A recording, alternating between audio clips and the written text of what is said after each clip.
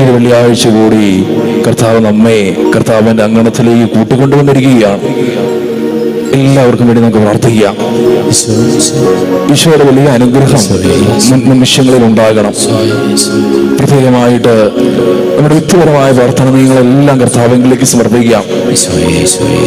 പ്രത്യേകമായി ഏതെങ്കിലുമൊക്കെ തടസ്സങ്ങൾ നമ്മുടെ കുടുംബത്തിൽ അനുഭവപ്പെടുന്നുണ്ടെങ്കിൽ പ്രത്യേകമായി തടസ്സങ്ങൾ മാറ്റുവാൻ പറ്റിയുള്ള ഈശോയിലേക്ക് സമർപ്പിക്കാം. വിവാഹ തടസ്സമുള്ളവര്, കുടുംബങ്ങളിലുള്ളവർ കർത്താവിലേക്ക് സമർപ്പിക്കുക. കർത്താവ് അനുഗ്രഹിക്കും. അനുയോജ്യരായ ജീവിത പങ്കാളികളെ തിരഞ്ഞെടുക്കുവാൻ ആഗ്രഹിക്കുന്ന മക്കൾക്ക് കർത്താവിന്റെ കാരുണ്യം മൂലം, കരുണ മൂലം പങ്കാളികളെ കണ്ടെത്തുവാനുള്ള വലിയ കൃപയ്ക്കായി നമുക്കൊന്നിച്ച് പ്രാർത്ഥിക്കാം. അതുപോലെ തന്നെ ഭവനം പണിയുവാനായിട്ട് ആഗ്രഹിക്കുന്ന, അതിനുവേണ്ടി ശ്രമിക്കുന്ന എല്ലാ മക്കളെയും സമർപ്പിക്കാം. അവരുടെ സാമ്പത്തിക സ്രോതസ്സുകളെയും ഉറവിടങ്ങളൊക്കെ വിശുദ്ധീകരിച്ച് ഭവനം പണിയുവാൻ ആവശ്യമുള്ള ക്രമീകരണങ്ങള്, സജ്ജീകരണങ്ങള് കർത്താവേ ചെയ്യണമേ നമുക്ക് പ്രാർത്ഥിക്കാം. ജോലി തടസ്സം, പഠന തടസ്സം ഒക്കെ ഉള്ളവരെല്ലാം ഈശോയിലേക്ക് സമർപ്പിക്കാം. ഈശോയെ തടസ്സങ്ങളൊക്കെ നിറവേര്യമാക്കി അവരിലേക്ക് അങ്ങ് ഇറങ്ങിച്ചെന്ന് അനുഗ്രഹത്തിന്റെ വിലമഴ എല്ലാ കുടുംബങ്ങളിലേക്കും വർഷിക്കണമെന്ന് പ്രാർത്ഥിക്കുന്നു. ഇവിടെ ഒന്ന് ചേർന്ന് പ്രാർത്ഥിക്കുന്ന ദൈവമക്കളുടെ പ്രാർത്ഥനാ നിയമങ്ങളൊക്കെ ഈശോയെ വീണമേ. ഈശോയുടെ വലിയ സാന്നിധ്യം ഈശോയവർക്ക് അനുഭവിക്കുവാനായിട്ട് സാധിക്കട്ടെ.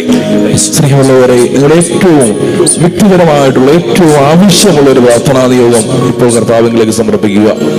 നിങ്ങളുടെ കുടുംബത്തിന്, നിങ്ങളുടെ വ്യക്തിപരമായ ജീവിതത്തിന് ഏറ്റവും ആവശ്യമുള്ള ഒരു പ്രാർത്ഥനാ നിയോഗം സമർപ്പിക്കുക. വചന ശുശ്രൂഷയുടെ യോഗ്യതയാൽ, വിശുദ്ധ കുർബാനയുടെയും ആരാധനയുടെയും യോഗ്യതയാൽ ഈശോ നമുക്കതെല്ലാം സാധിച്ചു തരുമെന്ന് വലിയ പ്രത്യാശിക്കാം. പ്രത്യേകമായി പരിശുദ്ധ അമ്മയുടെ മാധ്യസ്ഥ സഹായം നമുക്ക് ഒന്ന് ചേർന്ന് യാചിച്ചുകൊണ്ട് ഒരുമിച്ച് പ്രാർത്ഥിക്കാം. നന്മ നിറഞ്ഞു മറിയുമേ സ്വസ്തി, കർത്താവ് അങ്ങയുടെ കൂടെ സ്ത്രീകളിൽ അങ്ങ് അനുഗ്രഹിക്കപ്പെട്ടവളാകുന്നു. അങ്ങയുടെ ഉദരത്തിൻ ഫലമായി യേശു അനുഗ്രഹിക്കപ്പെട്ടവനാകുന്നു. പരിശുദ്ധ മറിയമേ, തമ്പുരാന്റെ അമ്മേ, പാപികളായ ഞങ്ങൾക്ക് വേണ്ടി എപ്പോഴും ഞങ്ങളുടെ മരണസമയത്തും തമ്പുരാനോട് അപേക്ഷിച്ചു കൊള്ളണമേ. ആമേൻ. ഹല്ലേലൂയ, ഹല്ലേലൂയ. കരങ്ങൾ വീശിക്കൊണ്ട് ഹല്ലേലൂയ, ഹല്ലേലൂയ. കരങ്ങൾ അടിച്ചുകൊണ്ട് ഹല്ലേലൂയ, ഹല്ലേലൂയ. ഈശോയിൽ സ്നേഹമുള്ളവരെ, ഒരിക്കൽ കൂടി ഈശോയുടെ സ്നേഹവും സാന്നിധ്യവും അനുഭവിച്ചുകൊണ്ട് നമ്മൾ കർത്താവിൻ്റെ അൾത്താരയ്ക്ക് മുമ്പിലായിരിക്കുകയാണ്. കഴിഞ്ഞ ഒരു വർഷക്കാലമായിട്ട് കർത്താവിൻ്റെ അൾത്താരയിൽ നിന്ന് ഓൾമോസ്റ്റ് വളരെ കുറച്ച് വെള്ളിയാഴ്ചകൾ ഒഴിച്ച് ബാക്കി എല്ലാ വെള്ളിയാഴ്ചകളും തന്നെ വചനം പങ്കുവയ്ക്കുവാനായിട്ടുള്ള വലിയ കൃപ കർത്താവ് എനിക്ക് തന്നു. ഒരുപക്ഷെ ഇത് ഞാൻ ഇവിടെ വരുന്ന അവസാനത്തെ വെള്ളിയാഴ്ച ആയിരിക്കാം. കാരണം ഞാൻ കേരളത്തിൽ നിന്ന് സ്ഥലം മാറി കേരളത്തിന് പുറത്തോട്ട് പഠിക്കുവാനും വേറൊരു ധ്യാന കേന്ദ്രത്തിലേക്കും പോവുകയാണ്. അതുകൊണ്ട് ഉടൻ തന്നെ അതിന് പോകും. അതുകൊണ്ട് ഒരുപക്ഷെ എൻ്റെ ഏറ്റവും അവസാനത്തെ ശുശ്രൂഷകളായിരിക്കാം നമ്മൾ ഇന്ന് കുടമാളൂർ പള്ളിയിൽ നടക്കുക. സ്നേഹമുള്ളവരെയും കൂടെ കടന്നു വരുവാനും കർത്താവിൻ്റെ വചനം എവിടെയാണെങ്കിലും പങ്കുവയ്ക്കുവാനും എനിക്ക് വല്ലാത്ത ആഗ്രഹമാണ്. അതുകൊണ്ട് കഴിഞ്ഞ ഒരു വർഷക്കാലം എന്നെ ഒത്തിരിയധികം ശ്രമിച്ച നിങ്ങൾക്ക് നന്ദി പറഞ്ഞുകൊണ്ട് നമുക്ക് ഇന്നത്തെ വചന ശുശ്രൂഷയിലേക്ക് പ്രവേശിക്കാം. അത് ഉൽപ്പത്തി പുസ്തകം അതിൻ്റെ 12-ാം അധ്യായം 1-ാം വാക്യം വായിച്ചുകൊണ്ട് നമുക്ക് തുടങ്ങാം. ഉൽപ്പത്തി പുസ്തകം അതിൻ്റെ 12-ാം അധ്യായം 1-ാം വാക്യം. കർത്താവ് അബ്രാഹാമിനോട് അരുളി ചെയ്തു, നിന്റെ ദേശത്തെയും ബന്ധുക്കളെയും പിതൃഭവനത്തെയും വിട്ട് ഞാൻ കാണിച്ചു തരുന്ന ആ നാട്ടിലേക്ക് പോവുക. ഒരു ദിവസം പെട്ടെന്ന് ദൈവം നിന്ന് അബ്രാഹത്തോട് പറയുകയാണ്, നീ പെട്ടെന്ന് നിന്റെ സ്ഥലം വിറ്റ് നിന്റെ ബന്ധുക്കളെ വിറ്റ് വേറൊരു നാട്ടിലേക്ക് പോകണം. ചുമ്മാ പെട്ടെന്നൊരു മുന്നറിയിപ്പ്. നോർത്ത് നോക്കി, നാളെ കർത്താവ് നമ്മളോട് പ്രത്യക്ഷപ്പെട്ട് പറയുകയാണ്. ഒരുപക്ഷെ കർത്താവിന്റെ ശബ്ദം നമ്മൾ ഇപ്രകാരത്തിൽ കേൾക്കുകയാണ്, നിങ്ങൾ ഈ കുടമാളൂർ ദേശം വിട്ട് ഈ നാടും വീടും ഉപേക്ഷിച്ചൊക്കെ നിങ്ങൾ ഇവിടുന്ന് പോകണം. നിങ്ങളുടെ ബന്ധുക്കളെയും മിത്രങ്ങളെയും ഒക്കെ വിട്ട് നിങ്ങളുടെ സ്ഥലമൊക്കെ ഉപേക്ഷിച്ച് പോകണമെന്ന് പറഞ്ഞാൽ നമ്മൾ പോവോ? പോകുന്നവരൊക്കെ ഉണ്ടാവും. പക്ഷേ അന്ന് അബ്രാഹാം പോയി എന്നുള്ളതാണ് സ്നേഹമുള്ളവരെ ഇതിലേറ്റവും വലിയ ഒരു പ്രത്യേകത. അത് നമുക്കത് മനസ്സിലാകാം. അതിനുശേഷം അബ്രാഹാം പോയില്ല എന്നാണ് പറഞ്ഞേ. അല്ല, അബ്രാഹത്തിനോട് കർത്താവ് വീണ്ടും പറഞ്ഞു, ഞാൻ നിന്നെ വലിയൊരു ജനതയാക്കും, നിന്നെ ഞാൻ അനുഗ്രഹിക്കും, നിന്റെ പേര് ഞാൻ മഹത്വമാക്കും, അങ്ങനെ നീ ഒരു അനുഗ്രഹമായിരിക്കും. 4-ാമത്തെ വാക്യം വായിക്കാമോ? 4-ാമത്തെ വാക്യം. കർത്താവ് കൽപ്പിച്ചതനുസരിച്ച് അബ്രാഹാം പുറപ്പെട്ടു. ലോത്തും അവന്റെ കൂടെ തിരിച്ചു. നോക്കേ, ദൈവത്തിന്റെ സന്ദേശം കേട്ട് പൂർണ്ണമായി ദൈവത്തിൽ ആശ്രയിച്ചുകൊണ്ട് മറ്റൊന്നും ചിന്തിക്കാതെ മറ്റൊരു ദേശത്തേക്ക് യാത്രയാകുന്ന അബ്രാഹത്തിന്റെ ചിത്രമാണ് സ്നേഹമുള്ളവരെ നമ്മൾ വിശുദ്ധ ഗ്രന്ഥത്തിൽ വായിച്ചു കേട്ടത്. അതായത് വേറെ ഒന്നിനെ കുറിച്ച് ആയുധനാകാതെ പൂർണ്ണമായും ദൈവത്തിലേക്ക് ആശ്രയിക്കുന്നു. ആ പോകുന്ന സമയത്ത് അബ്രാഹത്തിന്റെ പ്രായം എത്രയാണെന്നറിയോ? 75 വയസ്സ്. 75 വയസ്സുള്ള അബ്രാഹത്തോട് ദൈവം പറയുവാണ്, നീ നിന്റെ നാടിൽ നിന്ന് പോകണം, ബന്ധുക്കളെ വിട്ടു പോകണം. അപ്പൊ അബ്രാഹത്തിന് മക്കളൊന്നുമില്ല. ആ അബ്രാഹത്തോട് ദൈവം പറയുവാണ്, നിന്നെ ഞാൻ നിന്നെ വലിയൊരു ജനതയാക്കാൻ പോവാണ്. 75 വയസ്സുള്ള അബ്രാഹമിനോട് ദൈവം പറയുവാണ്, നാടും വീട്ടും വിട്ടുപോകണം, മക്കളില്ലാത്ത നിന്നെ ഞാൻ ഒരു വലിയൊരു ജനതയാക്കും. ഒരു വാക്കുപോലും പ്രത്യുദ്ധരിക്കാതെ അബ്രാഹാം ആ നാട്ടിൽ നിന്ന്, തന്റെ വീട്ടിൽ നിന്ന് യാത്ര തിരിച്ചു എന്ന് കർത്താവിന്റെ വചനം പറയുന്നു. അബ്രാഹത്തിന് കൂട്ടായി നിന്നത് തികഞ്ഞ ദൈവാശ്രയ ബോധം മാത്രമാണ്. പൂർണ്ണമായി ദൈവത്തിൽ ആശ്രയിച്ചുകൊണ്ട് തന്റെ ജീവിതത്തെ മുൻപോട്ട് കൊണ്ടുപോകുന്ന അബ്രാഹത്തെ സ്നേഹമുള്ളവരെ നമ്മൾ ഈ കർത്താവിന്റെ വചനത്തിൽ കാണുകയാണ്. അതായത് പൂർണ്ണമായിട്ടും ദൈവത്തിൽ ആശ്രയിക്കുന്നു. സ്നേഹമുള്ളവരെ, ഈ ഒരു വട്ടം പറഞ്ഞാണെന്ന് തോന്നുന്നു, ബൈബിളിലെ 365 തവണ പറയുന്ന ഒരു കാര്യമുണ്ട്. 365 തവണ ബൈബിളിൽ പറയുന്ന ഒരു കാര്യമുണ്ട്. ഭയപ്പെടേണ്ട, ഞാൻ നിന്നോട് കൂടെയുണ്ട്. അതായത് എല്ലാ ദിവസവും പോലും കർത്താവ് എന്നോടും നിങ്ങളോടും പറയുകയാണ്, നിങ്ങൾ വേറെ ഒന്നിനെ ഓർത്ത് ആഗ്രഹിക്കാനാകേണ്ട, ഞാൻ നിങ്ങളുടെ കൂടെയുണ്ട്, നിങ്ങൾ എന്നിൽ ആശ്രയിച്ച് ജീവിച്ചാൽ മതി. സ്നേഹമുള്ളവരെ, അങ്ങനെ വേറൊന്നിനെയും ആശ്രയിക്കാതെ പൂർണ്ണമായി ദൈവത്തിങ്കിൽ ആശ്രയിച്ച് ജീവിച്ചാൽ നമുക്ക് ലഭിക്കുന്ന പല ഗുണങ്ങളെ കുറിച്ചും മെച്ചങ്ങളെ കുറിച്ചും കർത്താവിന്റെ വചനം നമുക്ക് കൃത്യവും വ്യക്തവുമായിട്ട് പറഞ്ഞു തരുന്നുണ്ട്. അത് സുഭാഷിതങ്ങളുടെ പുസ്തകം അതിന്റെ 3-ാം അധ്യായം 5-ാം വാക്യം. സുഭാഷിതങ്ങളുടെ പുസ്തകം അതിന്റെ 3-ാം അധ്യായം 5-ാം വാക്യത്തിൽ കർത്താവിന്റെ വചനം പറയുന്ന ഒരു കാര്യമുണ്ട്. കർത്താവിൽ പൂർണ്ണ ഹൃദയത്തോടെ വിശ്വാസമർപ്പിക്കുക, സ്വന്തം ബുദ്ധിയെ ആശ്രയിക്കരുത്. അടുത്ത വചനം കൂടി, 6-ാം വാക്യം കൂടി. നിന്റെ എല്ലാ പ്രവൃത്തികളും ദൈവവിചാരത്തോടെയാകട്ടെ, അവിടുന്ന് നിനക്ക് വഴി തെളിച്ചു തരും. സ്നേഹമുള്ള ദൈവജനമേ, ഞാനും നിങ്ങളും പൂർണ്ണമായി ദൈവത്തിങ്കിൽ ആശ്രയിച്ചാൽ കർത്താവിന്റെ വചനം നമുക്ക് നൽകുന്ന ഏറ്റവും വലിയൊരു ഉറപ്പാണ്, എന്റെയും നിങ്ങളുടെയും മുടങ്ങിക്കിടക്കുന്ന, തടസ്സപ്പെട്ട് കിടക്കുന്ന വഴികളിലെല്ലാം കർത്താവ് തെളിച്ചു തരും. കർത്താവ് പൂർണ്ണമായിട്ട് നമ്മുടെ വഴികൾ പൂർണ്ണമായി അത് സുഖമാക്കി തരും, അത് തെളിച്ചു തരുമെന്ന് കർത്താവിന്റെ വചനം പറയുക. വചനം പറയുന്നു, പൂർണ്ണ ഹൃദയത്തോടെ. എങ്ങനെയാ? പൂർണ്ണ ഹൃദയത്തോടെ വിശ്വാസം അർപ്പിക്കുക. കർത്താവിൽ നമ്മൾ ഭാഗികമായിട്ടായിരിക്കരുത് നമ്മൾ വിശ്വസിക്കേണ്ടത്, അല്പവിശ്വാസികളെ പോലെ ആയിരിക്കരുത് നമ്മൾ വിശ്വസിക്കേണ്ടത്, ദുർബല വിശ്വാസികളെ പോലെ ആയിരിക്കരുത് നമ്മൾ വിശ്വസിക്കേണ്ടത്.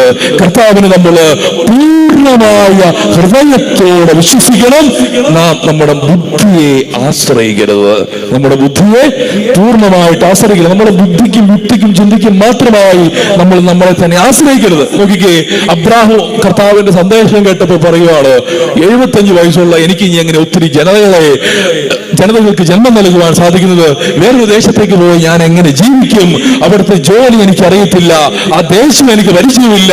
അങ്ങനെയൊക്കെ ബുദ്ധിപരമായിട്ട് ചിന്തിക്കുകയാണെങ്കിൽ സ്നേഹമുള്ളവരെ, അബ്രാഹത്തെ വിശ്വാസികളുടെ പിതാവായിട്ട് വിശുദ്ധ ഗ്രന്ഥം സാക്ഷ്യപ്പെടുത്തുമായിരുന്നോ? ഇല്ല. നോക്കിയേ, അബ്രാഹാം തന്റെ ബുദ്ധിയിൽ അതിര് കവിഞ്ഞ് വിശ്വസിക്കുന്നില്ല, ദൈവത്തെങ്കിലേക്ക് ദൈവഹിതമനുസരിച്ച് വിശ്വസിക്കുകയും തന്റെ ജീവിതം മുന്നോട്ട് കൊണ്ടുപോവുകയും ക്രമീകരിക്കുകയും ചെയ്യുന്ന അബ്രാഹത്തെ നമ്മൾ കർത്താവിന്റെ വചനത്തിൽ കാണുകയാണ്. അപ്പോ നീ പൂർണ്ണ ഹൃദയത്തോടെ കർത്താവിനെ വിശ്വസിക്കണം. നിന്റെ ബുദ്ധി പൂർണ്ണമായിട്ട് അർപ്പിക്കരുത്. പിന്നെ നിന്റെ എല്ലാ പ്രവൃത്തികളും എങ്ങനെയാകണം? ദൈവ വിചാരത്തോടെയാകണം. ദൈവത്തെ ഓർത്തുകൊണ്ട് നീ എല്ലാ പ്രവൃത്തികളും ചെയ്യുന്നുണ്ടല്ലോ. സ്നേഹമുള്ളവരെ, ഒരിക്കലും മാറാത്ത കർത്താവിന്റെ വചനം പറയുകയാണ്, നിന്റെ തടസ്സപ്പെട്ട് കിടക്കുന്ന, നിന്റെ മുടങ്ങിക്കിടക്കുന്ന വഴികളെല്ലാം കർത്താവ് എന്ത് ചെയ്യും? തെളിച്ചു വരും. സ്നേഹമുള്ളവരെ, എന്തെങ്കിലും നിങ്ങളുടെ വ്യക്തിപരമായ ജീവിതത്തിൽ, കുടുംബ ജീവിതത്തിൽ സ്നേഹമുള്ളവർ എന്തെങ്കിലുമൊക്കെ വഴികള് അത് തടസ്സപ്പെട്ടു കൊടുക്കുവാണോ, ബുദ്ധിമുട്ടാണോ, നമ്മൾ അതുകൊണ്ട് പ്രയാസം അനുഭവിക്കുവാണോ? സ്നേഹമുള്ളവരെ, വേറെ ആരിലും നമ്മൾ ആശ്രയം ഉറപ്പിച്ചൊരു കാര്യമില്ല. കണ്ണും പൂട്ടി ആരെ വിശ്വസിക്കണം? കണ്ണും പൂട്ടി അടിയുറച്ച് ദൈവത്തെ വിശ്വസിക്കണം. ഏത് ഉറക്കത്തിൽ വിളിച്ചാലും എനിക്ക് എന്റെ ദൈവമുണ്ട്, ദൈവമാണ് എന്നെ വഴി നടത്തുന്ന ദൈവത്തിലാണ് ഞാൻ പൂർണ്ണമായിട്ട് ആശ്രയിക്കുന്നത് എന്നുള്ളൊരു ചിന്തയുണ്ടെങ്കിൽ സ്നേഹമുള്ളവരെ, എന്റെയും നിങ്ങളുടെയും ഉറങ്ങിക്കിടക്കുന്ന വഴികൾ കർത്താവ് വെട്ടി തെളിച്ച് നിരപ്പാക്കി തരും. അല്ലെങ്കിൽ വളരെ ബുദ്ധിമുട്ടായിരിക്കും. നോക്കി, അങ്ങോട്ട് പോകുമ്പോ മെഡിക്കൽ കോളേജിൽ അതോട്ട് ഭയങ്കര തിരക്കെല്ലാം വെട്ടിപ്പൊളിച്ചിട്ടേക്കുക. അങ്ങനെയുള്ള വഴികളായിരിക്കരുത് നമ്മുടെ ജീവിതം. നമ്മുടെ സുഖമായിട്ടുള്ള ജീവിതത്തിന് നിന്റെ തടസ്സങ്ങളെല്ലാം മാറുവാൻ ആരെല്ലാം വിശ്വാസം ഉറപ്പിക്കണ്ടേ? ദൈവത്തിൽ വിശ്വാസം ഉറപ്പിക്കണം, ദൈവത്തിൽ ആശ്രയിക്കണം. പലരും ബുദ്ധിയുടെ തലത്തിൽ നിന്ന് മാത്രം ആലോചിച്ചുകൊണ്ട് പലപ്പോഴും എന്റെ പ്രാർത്ഥനയ്ക്ക് ഒരു ഉത്തരം കിട്ടാതെ വരുമ്പോൾ ദൈവത്തിൽ വിശ്വസിക്കാതെ വരുന്നു. ഒത്തിരി പ്രാർത്ഥിക്കുന്നു, പക്ഷെ ആ പ്രാർത്ഥനയ്ക്ക് ഉത്തരം കിട്ടാതെ വരുമ്പോൾ ആ ദൈവാശ്രയ ബോധത്തിൽ നിന്ന് മാറിപ്പോകും. സ്നേഹമുള്ളവരെ, എനിക്ക് ഇന്ന് തരാന്ന് കർത്താവ് ഒരിക്കലും പറഞ്ഞിട്ടില്ല. പക്ഷേ കർത്താവ് എനിക്കും നിങ്ങൾക്കും ആവശ്യമുള്ളത് തരും. കർത്താവിന്റെ അനുഗ്രഹമാണ് എന്റെ നിങ്ങളുടെ ജീവിതത്തിൽ ഓരോ മിനിറ്റും എന്ന് സ്നേഹമുള്ളവരെ നമുക്ക് തിരിച്ചറിയണം. ഒരു മിനിറ്റ് പോലും, ഒരു മില്ലി സെക്കൻഡ് പോലും നമുക്ക് എത്ര കോടിക്കണക്കിന് രൂപ ആർക്ക് ഓർഡർ ചെയ്താലും നമുക്ക് തരാൻ പറ്റുമോ? ലോകത്തിലെ ഏറ്റവും പ്രശസ്തരായ ഡോക്ടർമാർക്ക് നിങ്ങൾ എത്ര കോടിക്കണക്കിന് രൂപ കൊടുത്താലും നിന്റെ ജീവിതം ഒരു മില്ലി സെക്കൻഡ് കൂട്ടിത്തരാൻ അവർക്ക് പറ്റുമോ? ആർക്കും പറ്റത്തില്ല. സ്നേഹമുള്ളവരെ, അതുകൊണ്ട് എന്റെയും നിങ്ങളുടെയും ജീവിതം അത് ദൈവം തന്നതാണെങ്കിൽ ആ ദൈവത്തിൽ പൂർണ്ണമായി വിശ്വാസം അർപ്പിച്ചുകൊണ്ടും ആശ്രയിച്ചുകൊണ്ടും സ്നേഹമുള്ളവരെ നമ്മൾ നമ്മുടെ ജീവിതങ്ങളെ മുൻപോട്ട് കൊണ്ടുപോകണം. Hallelujah, hallelujah. സ്നേഹമുള്ളവരെ, പല സ്ഥാപനങ്ങളൊക്കെ നടത്തുന്നവരെ ശ്രദ്ധിച്ചിട്ടുണ്ട്. ആതുരാലയങ്ങളൊക്കെ നടത്തുന്നവരെ ഒരിടപോലും നീക്കിയിരിപ്പില്ലാതെ പൂർണ്ണമായും ദൈവത്തിൽ ആശ്രയിച്ചുകൊണ്ട് നൂറുകണക്കിന് ആളുകൾക്ക് നിരന്തരം ഭക്ഷണം വിതരണം ചെയ്യുകയും അവരുടെ കാര്യങ്ങളെല്ലാം നോക്കി നടത്തുകയും ചെയ്യുമ്പോൾ അവർക്ക് പുറകിലുള്ളതിനാണെന്നറിയോ? പൂർണ്ണമായിട്ടുള്ള ഒരു ദൈവാശ്രയമാണ്. ഇടുക്കിക്കടുത്ത് മുരിക്കാശ്ശേരിയില് ഒരു മീസി രാജു എന്ന് പറയുന്നൊരു ചേട്ടനുണ്ട്. ഞാൻ നോഷേറ്റ് ചെയ്തത് ഈ മുരിക്കാശ്ശേരിയിലാണ്. അപ്പൊ ഞങ്ങള് ഈ ആഴ്ചകളിൽ എല്ലാ ദിവസവും അങ്ങനെ ആതുരാലയത്തിൽ പോകും. അവിടെ രാവിലെ തൊട്ട് വൈകിട്ട് വരെ അവിടെയുള്ള രോഗികളെയൊക്കെ ശുശ്രൂഷിച്ച് വൈകിട്ട് തിരിച്ചു വരും.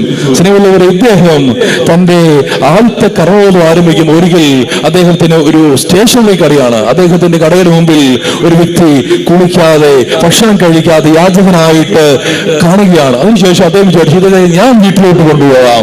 അങ്ങനെ ഇദ്ദേഹം എടുത്ത് ഈ ചേട്ടനെ കൊണ്ട് മുരിക്കാശ്ശേരിയിലുള്ള തന്റെ കൊച്ചു വീട്ടിലേക്ക് കൊണ്ടുപോയി അദ്ദേഹത്തെ മുടിയൊക്കെ വൃത്തിയാക്കി കുളിപ്പിച്ചു.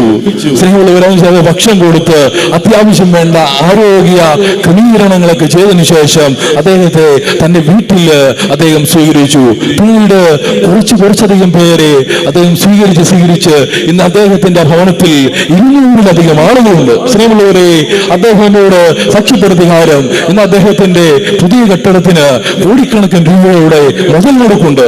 പക്ഷെ ഇത് എങ്ങനെ വന്നു എന്ന് അദ്ദേഹത്തിന് പോലും അറിയില്ല. അദ്ദേഹം പൂർണ്ണമായി ദൈവത്തിൽ ആശ്രയിച്ചുകൊണ്ട് 24 മണിക്കൂർ നിത്യാരാധന ആ സ്ഥലത്തിൽ നടത്തിക്കൊണ്ട് സ്നേഹമുള്ളവരെ അദ്ദേഹം തന്റെ ശുശ്രൂഷകളുമായിട്ട് മുമ്പോട്ട് പോകുന്നു. ഒരു ബാങ്ക് ബാലൻസ് നീക്കിയിരിപ്പില്ലാതെ, ഒരു രൂപ പോലും അദ്ദേഹത്തിന്റെ കയ്യിൽ ഇഷ്ടമില്ലാതെ 3 മക്കളും ഭാര്യയുമായി ജീവിച്ചുകൊണ്ടിരുന്ന ഹൈറേഞ്ചിന്റെ മണിലക്കുകളിൽ ജീവിച്ചുകൊണ്ടിരുന്ന ഒരു വ്യക്തി ഇത്രയും വലിയ പ്രസ്ഥാനം പടുത്തുയർത്തിയത് പൂർണ്ണമായും ദൈവത്തിൽ ആശ്രയിച്ചുകൊണ്ട് മാത്രമാണ്. സ്നേഹമുള്ളവരെ, ദൈവത്തിൽ ആശ്രയിച്ച ഞാനും നിങ്ങളും തീർച്ചയായിട്ടും വിജയിക്കും. ഞാനും നിങ്ങളും ജീവിതത്തിൽ വിജയിക്കണമെങ്കിൽ അത് ദൈവത്തെ ആശ്രയിച്ച മാത്രമേ സാധിക്കത്തുള്ളൂ എന്ന് കർത്താവിന്റെ വചനം പറയുകയാണ്. ഹല്ലേലൂയ. കരങ്ങൾ വീശിക്കൊണ്ട് ഹല്ലേലൂയ, സ്നേഹമുള്ളവരെ, ഒന്നാമത്തെ കാര്യം അതാണ്. എന്റെയും നിന്റെയും തടസ്സങ്ങളെല്ലാം കർത്താവ് മാറ്റിത്തരും. അതാണ് വചനം തരുന്ന ഉറപ്പ്. വഴി ആര് തെളിച്ചു തരും? കർത്താവ് തെളിച്ചു തരും. വഴിമുട്ടി നിൽക്കുന്നവരുടെ വഴി തെളിച്ചു തരുവാൻ പൂർണ്ണമായി ദൈവത്തെങ്കിൽ ആശ്രയിക്കണമെന്ന് കർത്താവിന്റെ വചനം സ്നേഹമുള്ളവരെ ഓർമ്മിപ്പിക്കുന്നു. രണ്ടാമത്തെ കാര്യം, അത് ഫിലിപ്പിയർക്ക് എഴുതിയ ലേഖനം, പൗലോസ് ഫിലിപ്പിയർക്ക് എഴുതിയ ലേഖനം, അതിന്റെ 4-ാം അധ്യായം 6-7 വാക്കുകളിൽ പൂർണ്ണമായി ദൈവത്തിൽ വിശ്വസിച്ചുകൊണ്ടും ആശ്രയിച്ചുകൊണ്ടും എന്റെ ജീവിതത്തെ തള്ളി നീക്കിയാൽ കർത്താവ് നൽകുന്ന വലിയൊരു അനുഗ്രഹത്തെ കുറിച്ച് കർത്താവിന്റെ വചനം പറയുന്നുണ്ട്. ഒന്നിനെ കുറിച്ചും ടെൻഷനെ അടിക്കേണ്ട. പല മനുഷ്യരും ഉണ്ടല്ലോ, ഇന്നലകളിലും ഇന്നിലും നാളുകളിലുമാണ് ജീവിക്കുന്നത്. ഇന്നലെ നടന്നു പോയതിനെ ഓർത്ത്, അതുകൊണ്ട് നാളെ നടക്കാൻ പോകുന്ന കാര്യങ്ങൾ ഓർത്ത് ഫുള്ള് ടെൻഷൻ അടിച്ചുകൊണ്ടാണ് ജീവിക്കുന്നത്, അല്ലേ? അങ്ങനെ ടെൻഷൻ അടിച്ചുകൊണ്ട് ജീവിച്ച് എന്തെങ്കിലും പ്രയോജനമുണ്ടോ? പക്ഷേ നമ്മൾ സ്വാഭാവികമായിട്ട് മക്കളെ കുറിച്ച് ഓർത്ത്, ജീവിതത്തെ സാഹചര്യങ്ങളെ ഓർത്ത്, കുടുംബത്തെ കുറിച്ചൊക്കെ ഓർത്ത് നമ്മൾ ടെൻഷൻ അടിച്ചുകൊണ്ടാണ്. വളരെ സ്വാഭാവികമാണ്. വളരെ എനിക്കും നിങ്ങൾക്കും അതുണ്ട്. പക്ഷേ കർത്താവ് ആഗ്രഹിക്കുന്നതെന്നറിയോ? കർത്താവ് നിങ്ങളിൽ നിന്നും ആഗ്രഹിക്കുന്നത് ടെൻഷനെ അടിക്കേണ്ട, ഒന്നിനെ കുറിച്ചും ആഗ്രഹപ്പെടേണ്ട. സൃഷ്ടിച്ച കർത്താവാണ്. കർത്താവ് വഴി നടത്തിക്കൊള്ളുമെന്നാണ് കർത്താവ് പറയുന്നത്. ഒന്നിനെ കുറിച്ച് ആഗ്രഹമാകേണ്ട. പ്രാർത്ഥനയിലൂടെയും അപേക്ഷയിലൂടെയും കൃതജ്ഞതാസ്തോത്രങ്ങളോടെ നിങ്ങളുടെ യാചനകൾ ദൈവസന്നിധിയിൽ അർപ്പിക്കുവിൻ. അതായത് പൂർണ്ണമായി ദൈവത്തിങ്കിലേക്ക് എന്നെയും നിങ്ങളെയും വിട്ടുകൊടുക്ക്. അപേക്ഷകളിലൂടെയും യാചനകളുടെയും എന്നെയും നിങ്ങളെ ആർക്ക് സമർപ്പിക്കണം? കർത്താവിന് സമർപ്പിക്കണം. അപ്പോൾ ലഭിക്കുന്ന കാര്യം എന്താ? നമ്മുടെ എല്ലാ ധാരണയും അഭിലംഘിക്കുന്ന ദൈവത്തിന്റെ സമാധാനം നിങ്ങളുടെ ഹൃദയങ്ങളെയും ചിന്തകളെയും യേശുക്രിസ്തുവിൽ കാത്തുകൊള്ളും വചനം പറയുന്നു. അപ്പോൾ നിങ്ങളുടെ എല്ലാ ധാരണയും അഭിലംഘിക്കുന്ന ദൈവത്തിന്റെ സമാധാനം, ആരുടെ സമാധാനം? ദൈവത്തിന്റെ സമാധാനം നിങ്ങളുടെ ഹൃദയങ്ങളെയും ചിന്തകളെയും യേശുക്രിസ്തുവിൽ കാത്തുകൊള്ളും. വചനം പറയുന്നതനുസരിച്ച് നമുക്ക് സമാധാനം ചന്തയിൽ പോയ 3 കിലോ മേടിച്ചാൽ കിട്ടുവോ? അല്ല. ആമസോണിൽ കിട്ടുവോ? ഫ്ലിപ്കാർട്ടിൽ കിട്ടുവോ? ഒരു സ്ഥലത്തും കിട്ടില്ല. സമാധാനം എവിടെന്നാ വരുന്നേ? ദൈവത്തിൽ നിന്ന്. ശാശ്വതമായിട്ടുള്ള സന്തോഷവും സമാധാനവും അനുഭവിക്കുന്നുവെങ്കിൽ സ്നേഹമുള്ളവരെ, അത് ദൈവത്തിൽ നിന്ന് മാത്രമേ വരുള്ളൂ. ഹൃദയം അസ്വസ്ഥമാകേണ്ട. ദൈവത്തിൽ വിശ്വസിക്കുവിൻ, എന്നിലും വിശ്വസിക്കുവിൻ. എല്ലാം ഉണ്ടെന്ന് പറഞ്ഞിട്ടും മനസ്സിന്റെ ഉള്ളിൽ സമാധാനമില്ലെങ്കിൽ സ്നേഹമുള്ളവർ ജീവിതം കൊണ്ട് എന്താ അർത്ഥവും സന്തോഷവുമാണുള്ളത്? ഭൗതികമായി നോക്കുമ്പോൾ എല്ലാ ജീവിത സാഹചര്യങ്ങളും ജോലിയും സമ്പത്തും ആരോഗ്യവും ഒക്കെ ഉണ്ട്. പക്ഷേ ഉള്ളിന്റെ ഉള്ളിൽ സമാധാനമില്ലെങ്കിൽ എന്താണ് പ്രശ്നം? നമ്മുടെ ജീവിതം അത് യഥാർത്ഥ സന്തോഷപൂരിതമായിട്ട് നമുക്ക് മുമ്പോട്ട് കൊണ്ടുപോകാനായിട്ട് പറ്റത്തില്ല. വചനം പറയുന്നു, പൂർണ്ണമായി ദൈവത്തെങ്കിൽ ആശ്രയിച്ച സകല ധാരണകളെയും അത് ലംഘിക്കുന്ന സമാധാനം ഞാൻ നിങ്ങൾക്ക് നൽകും. സകല ധാരണയിൽ ലംഘിക്കുന്ന സമാധാനം നിങ്ങൾക്ക് നൽകും. സ്നേഹമുള്ളവരെ, ഇന്ന് ഒത്തിരി പേര് സമാധാനത്തിന് വേണ്ടി ഓടിപ്പായുകയാണ്. എല്ലാം ഉണ്ടായിട്ട് പോലും സമാധാനം ആഗ്രഹിച്ചുകൊണ്ട്, സമാധാനം കാംക്ഷിച്ചുകൊണ്ട് ആശുപത്രികളിലൂടെയും സൈക്കാട്രിക് ഡോക്ടർമാരുടെ മുമ്പിലൂടെയും കൗൺസിലിംഗ് സെന്ററുകളിലൂടെയൊക്കെ ഓടുന്ന ഒത്തിരി പേര്. പലർക്കും ഒരു അപകർഷതാബോധവും ഡിപ്രഷനും ഒക്കെയാണ്. സ്നേഹമുള്ളവരെ, ഈ ഡിപ്രഷൻ എന്നൊക്കെ പറഞ്ഞ വളരെ മാരകമായിട്ടുള്ള ഒരു ഗുരുതരമായിട്ടുള്ള ഒരു സാമൂഹിക പ്രശ്നമാണ്. ഇത് ഏത് പ്രായത്തിലുള്ളവർക്കും എപ്പോ വേണമെങ്കിലും വരാമെന്നുള്ളതാണ് ഇന്നത്തെ അവസ്ഥ. പക്ഷേ നമ്മൾ പൂർണ്ണമായി ദൈവത്തെങ്കിലേക്ക് നമ്മൾ വിട്ടുകൊടുത്തുകൊണ്ട്, പൂർണ്ണമായി ദൈവത്തെങ്കിൽ ആശ്രയിച്ചാണ് നമ്മുടെ ജീവിതങ്ങളെ നമ്മൾ ക്രമീകരിക്കുന്നതെങ്കിൽ വചനം പറയുവാണ്, നിനക്ക് എല്ലാ ധാരണകളെയും അതിലംഘിക്കുന്ന സമാധാനം ആര് നൽകും? കർത്താവ് നൽകും. എല്ലാ ധാരണകളും അലംഘിക്കുന്ന, നിന്റെ വീട്ടിൽ എന്ത് പ്രശ്നം ഉണ്ടാകട്ടെ, നിന്റെ ജോലി സ്ഥലത്ത് എന്ത് പ്രശ്നം ഉണ്ടാകട്ടെ, നിന്റെ നാട്ടിൽ എന്ത് പ്രശ്നം ഉണ്ടാകട്ടെ, നീ ദൈവത്തിൽ ആശ്രയിച്ചുകൊണ്ട് പോയാണ്ടല്ലോ, ആ കാറ്റും കടലും കോളൊന്നും എന്നെയും നിങ്ങളെ ഒരിക്കലും അത് ഭാരപ്പെടുത്തില്ല, ആകുലപ്പെടുത്തില്ല. യഥാർത്ഥ സമാധാനം അത് ദൈവത്തിൽ നിന്ന് വരുന്നതാണ്. വേറെ എവിടെ പോയാലും നമ്മള് സമാധാനത്തിന് വേണ്ടി എത്ര യാത്രകൾ ചെയ്താലും, അല്ലെ, ചിലർ സമാധാനത്തിന് വേണ്ടി യാത്രകൾ പോകുന്നവരുണ്ട്, അല്ലെങ്കിൽ സമാധാനത്തിന് വേണ്ടി സിനിമകൾ കാണുന്നവരുണ്ട്, അല്ലെങ്കിൽ സമാധാനത്തിന് വേണ്ടി പുത്തൻ രുചികൾ രുചിക്കുന്നവരുണ്ട്, അല്ലെങ്കിൽ മറ്റുള്ളവരുമായിട്ട് സംസാരിക്കുന്നവരുണ്ട്. നിങ്ങൾ എന്ത് കാര്യത്തിന് വേണ്ടിയിട്ടും സമാധാനം തേടി പോവുകയാണെങ്കിലും സ്നേഹമുള്ളവരെ, ഈ ശാശ്വതമായിട്ടുള്ള സമാധാനം എവിടെന്നാ കിട്ടുന്നേ?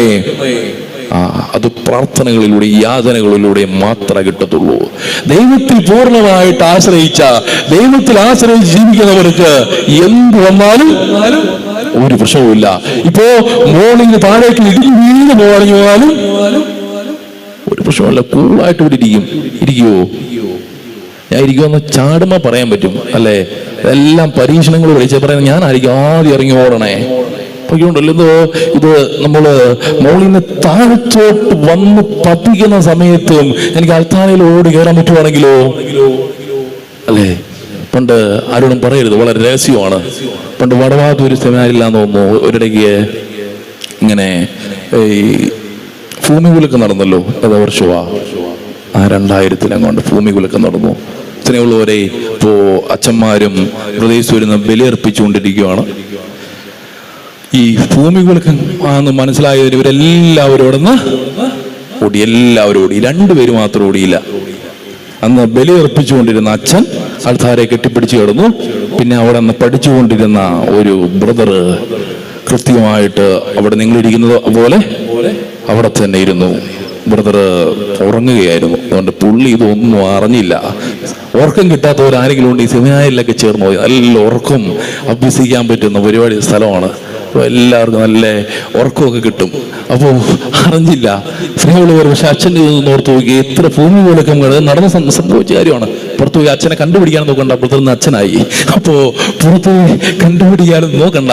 പക്ഷെ ഓർത്ത് നോക്കി, ആ അൾത്താരയോട് ചേർന്ന് ഭൂമി കുലുക്കം ഉണ്ടായപ്പോ പോലും കിടന്ന ആ അച്ഛന്റെ വിശ്വാസം. അങ്ങനെയാണ് നമുക്കിത് അവസാന നിമിഷമാണ് നമുക്ക് അറിയാൻ പറ്റത്തുള്ളൂ. ഇത് പൂർണ്ണമായിട്ടും ഈ കാര്യങ്ങളിലൊക്കെ നമ്മൾ വിശ്വസിക്കുന്നുണ്ടോ എന്ന് സ്നേഹമുള്ളവരെ. അതുകൊണ്ട് നമ്മൾ ദൈവവിചാരത്തോടെ ദൈവാശ്രയ ബോധത്തോടുകൂടി ജീവിച്ചാൽ, നിങ്ങൾ അങ്ങനെ ജീവിച്ചാലും ജീവിച്ചില്ലെങ്കിലും ഒരു കാര്യമുണ്ട്, അവർക്ക് ശാശ്വതമായിട്ടുള്ള സമാധാനം ആര് കൊടുക്കും? ഈശോ കൊടുക്കും. നിങ്ങൾ പൂർണ്ണമായിട്ട് നിന്റെ വിഷമങ്ങളും സങ്കടങ്ങളും പ്രതീക്ഷകളും മോഹങ്ങളും ഒക്കെ കർത്താവിലേക്ക് പൂർണ്ണമായി വിട്ടുകൊടുത്ത് ദൈവവിചാരത്തോടെ ദൈവവിശ്വാസത്തോടെ പൂർണ്ണമായി ദൈവത്തിൽ ആശ്രയിച്ചുകൊണ്ടാണ് ഞാനും നിങ്ങളും ജീവിക്കുന്നതെങ്കിൽ ഒരിക്കലും മാറാത്ത കർത്താവിന്റെ വചനം പറയുന്നു, അവർക്ക് സമാധാനം കൊടുക്കും. Hallelujah, hallelujah. സമാധാനം വേണ്ടാത്തവരാരെങ്കിലും ഹല്ലേലൂയ പറഞ്ഞേ. കുറച്ച് പേര് എപ്പോഴും സമാധാനം വേണ്ട, ഒന്നും വേണ്ടെന്ന് പറയണേ. അപ്പൊ ഇത് പറയണ കേൾക്കണം.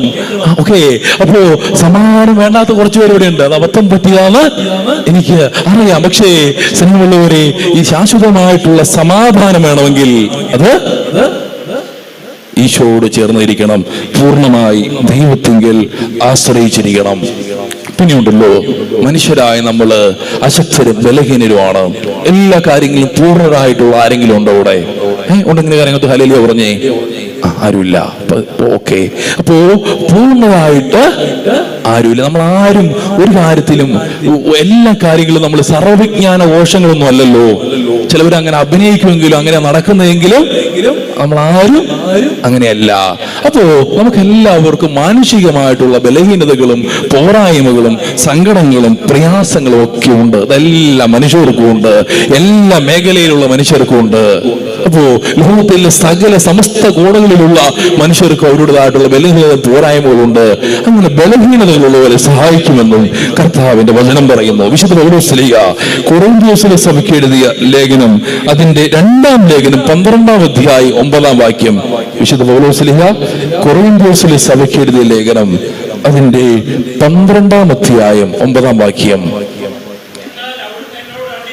എന്നാൽ അവിടുന്ന് എന്നോട് അരുളി ചെയ്തു, നിങ്ങൾക്ക് എന്റെ കൃപ മതി, എന്തെന്നാൽ ബലഹീനതയിലാണ് എന്റെ ശക്തി പൂർണ്ണമായി പ്രകടമാകേണ്ടത്. എന്നാൽ അവിടുന്ന് അരുളി ചെയ്തു, നിനക്കെന്റെ കൃപ മതി, എന്തെന്നാൽ ബലഹീനതയിലാണ് എന്റെ ശക്തി പൂർണ്ണമായി പ്രകടമാകുന്നത്. ക്രിസ്തുവിന്റെ ശക്തി എന്റെ മേൽ ആവശ്യിക്കേണ്ടതിന് ഞാൻ പൂർവാധികം സന്തോഷത്തോടെ എന്റെ ബലഹീനതയെ കുറിച്ച് പ്രശംസിക്കും. സ്നേഹമുള്ളവരെ, ഞാനും നിങ്ങളും ബലഹീനരാണ്. ദൈവം പണ്ട് മുതലേ തെരഞ്ഞെടുത്ത പല മനുഷ്യരും വളരെ ബലഹീനരും അശക്തരുമായിരുന്നു. നോക്കി, അബ്രാഹത്തെ ദൈവം എപ്പോഴാ വിളിച്ചേ? വളരെ പ്രായം കൂടിയ അവസ്ഥയിലാ വിളിച്ചേ. മോശ എങ്ങനെയുള്ള മനുഷ്യനായിരുന്നു? ഒരു വിക്കനായിരുന്നു. ജെറമിയ എങ്ങനെയുള്ള മനുഷ്യനായിരുന്നു? ദൈവത്തിന്റെ ശക്തനായിട്ടുള്ള ഒരു പ്രവാചകനായിട്ടുള്ള ജെറമിയ എങ്ങനെയുള്ള മനുഷ്യനായിരുന്നു? ഒരു ഞാൻ വേറെന്താ കേട്ടെ, ബാലനായിരുന്നു. പിന്നെ നമ്മുടെ ദാവീദിനെ തിരഞ്ഞെടുത്തപ്പോൾ ദാവീദിന് എന്നാ പ്രായം ഉണ്ടായിരുന്നു? ദാവീദിന്റെ ജോലി എന്നായിരുന്നു? ഒരു ആട്ടിടയനായിരുന്നു. ഈ ശിഷ്യന്മാരൊക്കെ ആരായിരുന്നു? മീൻപിടുത്തക്കാരായിരുന്നു, ചുങ്കക്കാരായിരുന്നു. നോക്കിയേ, ഈ തെരഞ്ഞെടുക്കപ്പെട്ടവരൊക്കെ, യേശു വിളിച്ചവരൊക്കെ ഒന്നിനു പുറകെ എന്തെങ്കിലും ആയിട്ട് കുറവുള്ളവരായിരുന്നു. ഒരു യേശുവില് അത് സംശയം പ്രകടിപ്പിച്ചിട്ടുണ്ട്. മോശയോട് കർത്താവ് പറഞ്ഞു, ആയിരക്കണക്കിന് ആളുകളെ കൊണ്ട് ഒരു പദയാത്രയായി ഉണ്ടോ. അപ്പൊ രാഹുൽ ഗാന്ധിയൊക്കെ നയിച്ച പോലെ ഒരു പദയാത്രയായിട്ട് എങ്ങനെ പോകണം? ഈജിപ്തിൽ നിന്ന് അത് ചുമ്മാ പോയാൽ പോരാ, കടലും മുറിച്ച് കിടന്ന് കാനാൻ ദേശത്തോട്ട് പോകണം. ഇതൊക്കെ പറയണ്ടേ? ഇതൊക്കെ ഇവരോട് പറയണ്ടേ? ഇദ്ദേഹത്തിന് പറയാൻ പറ്റുമോ? ഇല്ല, എന്നെ പറയാൻ പറ്റും, പക്ഷെ പറയുമ്പേ അങ്ങോട്ടും ഇങ്ങോട്ടും മാറിപ്പോകും, അങ്ങോട്ടും ഇങ്ങോട്ടും മാറിപ്പോകും. പക്ഷേ ആ വിക്കിൽ ആരിടപെട്ടു? കർത്താവ് ഇടപെട്ടു. കർത്താവിന്റെ കൃപ ഇടപെട്ടു. അതാണ് പുറത്ത് പറഞ്ഞേ, നിനക്കെന്റെ കൃപ മതി. ഞാൻ നിങ്ങൾ ആഗ്രഹിക്കുന്നത് പൊന്നിനോ സ്വർണത്തിനോ അല്ലെങ്കിൽ സമ്പത്തിനോ ഉന്നതമായിട്ടുള്ള ജോലിക്കോ അല്ലെങ്കിൽ സകലമാന സ്വത്ത് സ്ഥലങ്ങൾക്കൊന്നുമല്ല. പിന്നെ എന്തിനാ? പിന്നെ ഞാനും നിങ്ങളും ആഗ്രഹിക്കേണ്ടത് കർത്താവിന്റെ കൃപയ്ക്ക് വേണ്ടിയിട്ടാണ്. ആ കർത്താവിന്റെ കൃപയ്ക്ക് വേണ്ടിയിട്ടാണ് ഞാനും നിങ്ങളും ദാഹിക്കേണ്ടത്. അങ്ങനെ ദാഹിക്കുമ്പോൾ സ്നേഹമുള്ളവരെ, പൂർണ്ണമായി ദൈവത്തിൽ ആശ്രയിച്ച് നമ്മുടെ ജീവിതങ്ങളെ നമ്മൾ മുൻപോട്ട് കൊണ്ടുപോകുമ്പോൾ ഉണ്ടല്ലോ, ഈ ബലഹീനതയിൽ ആരിടപെടും? ദൈവം ഇടപെടും. എന്റെയും നിങ്ങളുടെയും ബലഹീനതകളിൽ സ്നേഹമുള്ളവർ ഇടപെട്ടു. ഇത്രയും നാളും ഞാനും നിങ്ങളും വളരെ ശക്തരായതുകൊണ്ടോ എല്ലാ കാര്യങ്ങളും മിടുക്കന്മാരും മിടുക്കികളുമായതുകൊണ്ടോ ആണോ ജീവിച്ചു വന്നത്? അല്ല. എന്റെയും നിങ്ങളുടെ ജീവിതം, എന്റെയും നിങ്ങളുടെ കുടുംബ ജീവിതം, എന്റെയും നിങ്ങളുടെ സമൂഹ ജീവിതം എല്ലാവരുടെ അനുഗ്രഹമായിരുന്നു. ദൈവത്തിന്റെ അനുഗ്രഹമായിരുന്നു. ദൈവത്തിന്റെ കൃപയുടെ നീർച്ചാലുകൾ എന്നിലേക്കും നിങ്ങളിലേക്കും ഒഴുകിയത് കൊണ്ടാണ് ഞാനും നിങ്ങളും സന്തോഷത്തോടെ സ്നേഹമുള്ളവർ ജീവിക്കുന്നത്. അതുകൊണ്ട് ദൈവാശ്രയത്തോടെ ജീവിച്ചാൽ മൂന്നാമത്തെ വശം എന്നാണെന്നറിയോ? എന്റെ ബലഹീനതയിൽ കർത്താവ് ഇടപെടും. എന്റെ ബലഹീനതയിൽ നിന്റെ ഏറ്റവും വലിയ പ്രശ്നമാണോ? നിന്റെ ഏറ്റവും വലിയ പ്രശ്നമാണെന്ന് ചിന്തിച്ച് ഓരോരുത്തർ അവർക്കവർക്ക് അറിയാം. ആണ് എന്റെ പ്രശ്നമെന്ന് എനിക്കറിയാം. എന്റെ രോഗമോ എന്റെ സങ്കടമോ എന്റെ പ്രയാസമോ എന്തു ആയിക്കോട്ടെ, ആ ബലഹീനതയിൽ ആരിടപെടും? ഈ രോഗികളൊക്കെ വിശ്വസിച്ച് ആഗ്രഹിച്ച് പ്രാർത്ഥിക്കുമ്പോൾ അവരുടെ വലിയ സൗഖ്യം കിട്ടിയതായിട്ട് നമ്മൾ കേട്ടിട്ടില്ലേ? വചനത്തിൽ വായിച്ചിട്ടില്ലേ? അവർക്ക് കർത്താവിന്റെ കൃപയ്ക്ക് വേണ്ടി ആഗ്രഹിക്കുകയും ദാഹിക്കുകയും അഹ്ലാദിയോടുകൂടി തങ്ങളുടെ ജീവിതങ്ങളെ മുൻപോട്ട് കൊണ്ടുപോവുകയും ചെയ്തു. സ്നേഹമുള്ളവരെ, അതുകൊണ്ട് നമുക്ക് നമ്മുടെ ബലഹീനത, നമ്മുടെ എല്ലാ പോരായ്മകളും കർത്താവിലേക്ക് വിട്ടുകൊടുത്തുകൊണ്ട് പൂർണ്ണമായി ദൈവത്തിൽ ആശ്രയിച്ച് ജീവിക്കാം. നമ്മൾ ആരെല്ലാം ആശ്രയിച്ച് ജീവിക്കണ്ടേ? കർത്താവിൽ. പിന്നെ ഒരു വാക്കിന് വ്യത്യാസമുള്ളൂ. കർത്താവ് ആരില്ല? കർത്താവിൽ ആശ്രയിച്ച് ജീവിക്കണം. കർത്താവിൽ ആശ്രയിച്ച് ജീവിക്കുമ്പോൾ ഒന്നാമത് പറഞ്ഞത്, നിന്റെ എല്ലാ വഴികളും അവരെന്ന് തെളിച്ചു തരും. മുടങ്ങിക്കിടക്കുന്ന വഴികളെല്ലാം അവൻ വെട്ടിത്തെളിച്ചു തരും. രണ്ടാമത്, നിനക്ക് ശാശ്വതമായിട്ടുള്ള സമാധാനം ആര് നൽകും? അടുത്തുള്ള സൈക്കാട്രിക് ഡോക്ടറല്ല, എന്റെ ദൈവം എന്നെ സൃഷ്ടിച്ച് പരിപാലിച്ച് വഴി നടത്തുന്ന എന്റെ ദൈവം എനിക്ക് സമാധാനം നൽകും. മൂന്നാമത്തെ കാര്യം, എന്റെ ബലഹീനതകളിൽ ആരിടപെടും? ചരിത്രം പറയുന്ന, വിശുദ്ധ ഗ്രന്ഥം പറയുന്ന ബലഹീനതകളിൽ ഇടപെടുന്ന ഒരു ദൈവത്തെ നമ്മൾ കണ്ടുമുട്ടുന്നുണ്ട്. ആ ദൈവം എന്റെയും നിങ്ങളുടെയും വ്യക്തിപരമായ ജീവിതങ്ങളിൽ ഇടപെടും. ഹല്ലേലൂയ, ഹല്ലേലൂയ. കരങ്ങൾ അടിച്ചുകൊണ്ട് കർത്താവിനെന്ന് പറയാം. ഈ നാലാമത്തെ കാര്യം, എനിക്ക് നിങ്ങൾക്കും ആവശ്യമുള്ളത് കർത്താവ് നൽകും. എനിക്ക് നിങ്ങൾക്കും ആവശ്യമുള്ളത് കർത്താവ് നൽകും. ഫിലിപ്പിയർക്ക് എഴുതിയ ലേഖനം അതിന്റെ 4-ാം അധ്യായം 19-ാം വാക്യം. ഫിലിപ്പിയർക്ക് എഴുതിയ ലേഖനം 4-ാം അധ്യായം 19-ാം വാക്യം. എന്റെ ദൈവം തന്റെ മഹത്വത്തിന്റെ സമ്പന്നതയിൽ നിന്ന് നിങ്ങൾക്ക് ആവശ്യമുള്ളതെല്ലാം ഞാനെന്തെങ്കിലും ദൈവത്തിൽ ആശ്രയിച്ച് ജീവിച്ച ദൈവം പറയുകയാണ് തന്റെ മഹത്വത്തിന്റെ സമ്പന്നതയിൽ നിന്ന്. മഹത്വത്തിന്റെ സമ്പന്നത എവിടെന്നാ? ആരിലുള്ളേ? മഹത്വത്തിന്റെ സമ്പന്നത എവിടെയുള്ളേ? ദൈവത്തിലാ ഉള്ളേ. ബിൽഗേറ്റ്സിനും അംബാനിക്കും അദ്വാനിക്കും ഒക്കെ അതിന്റെ ഓരോരോ അംശമല്ലേ ഉള്ളൂ.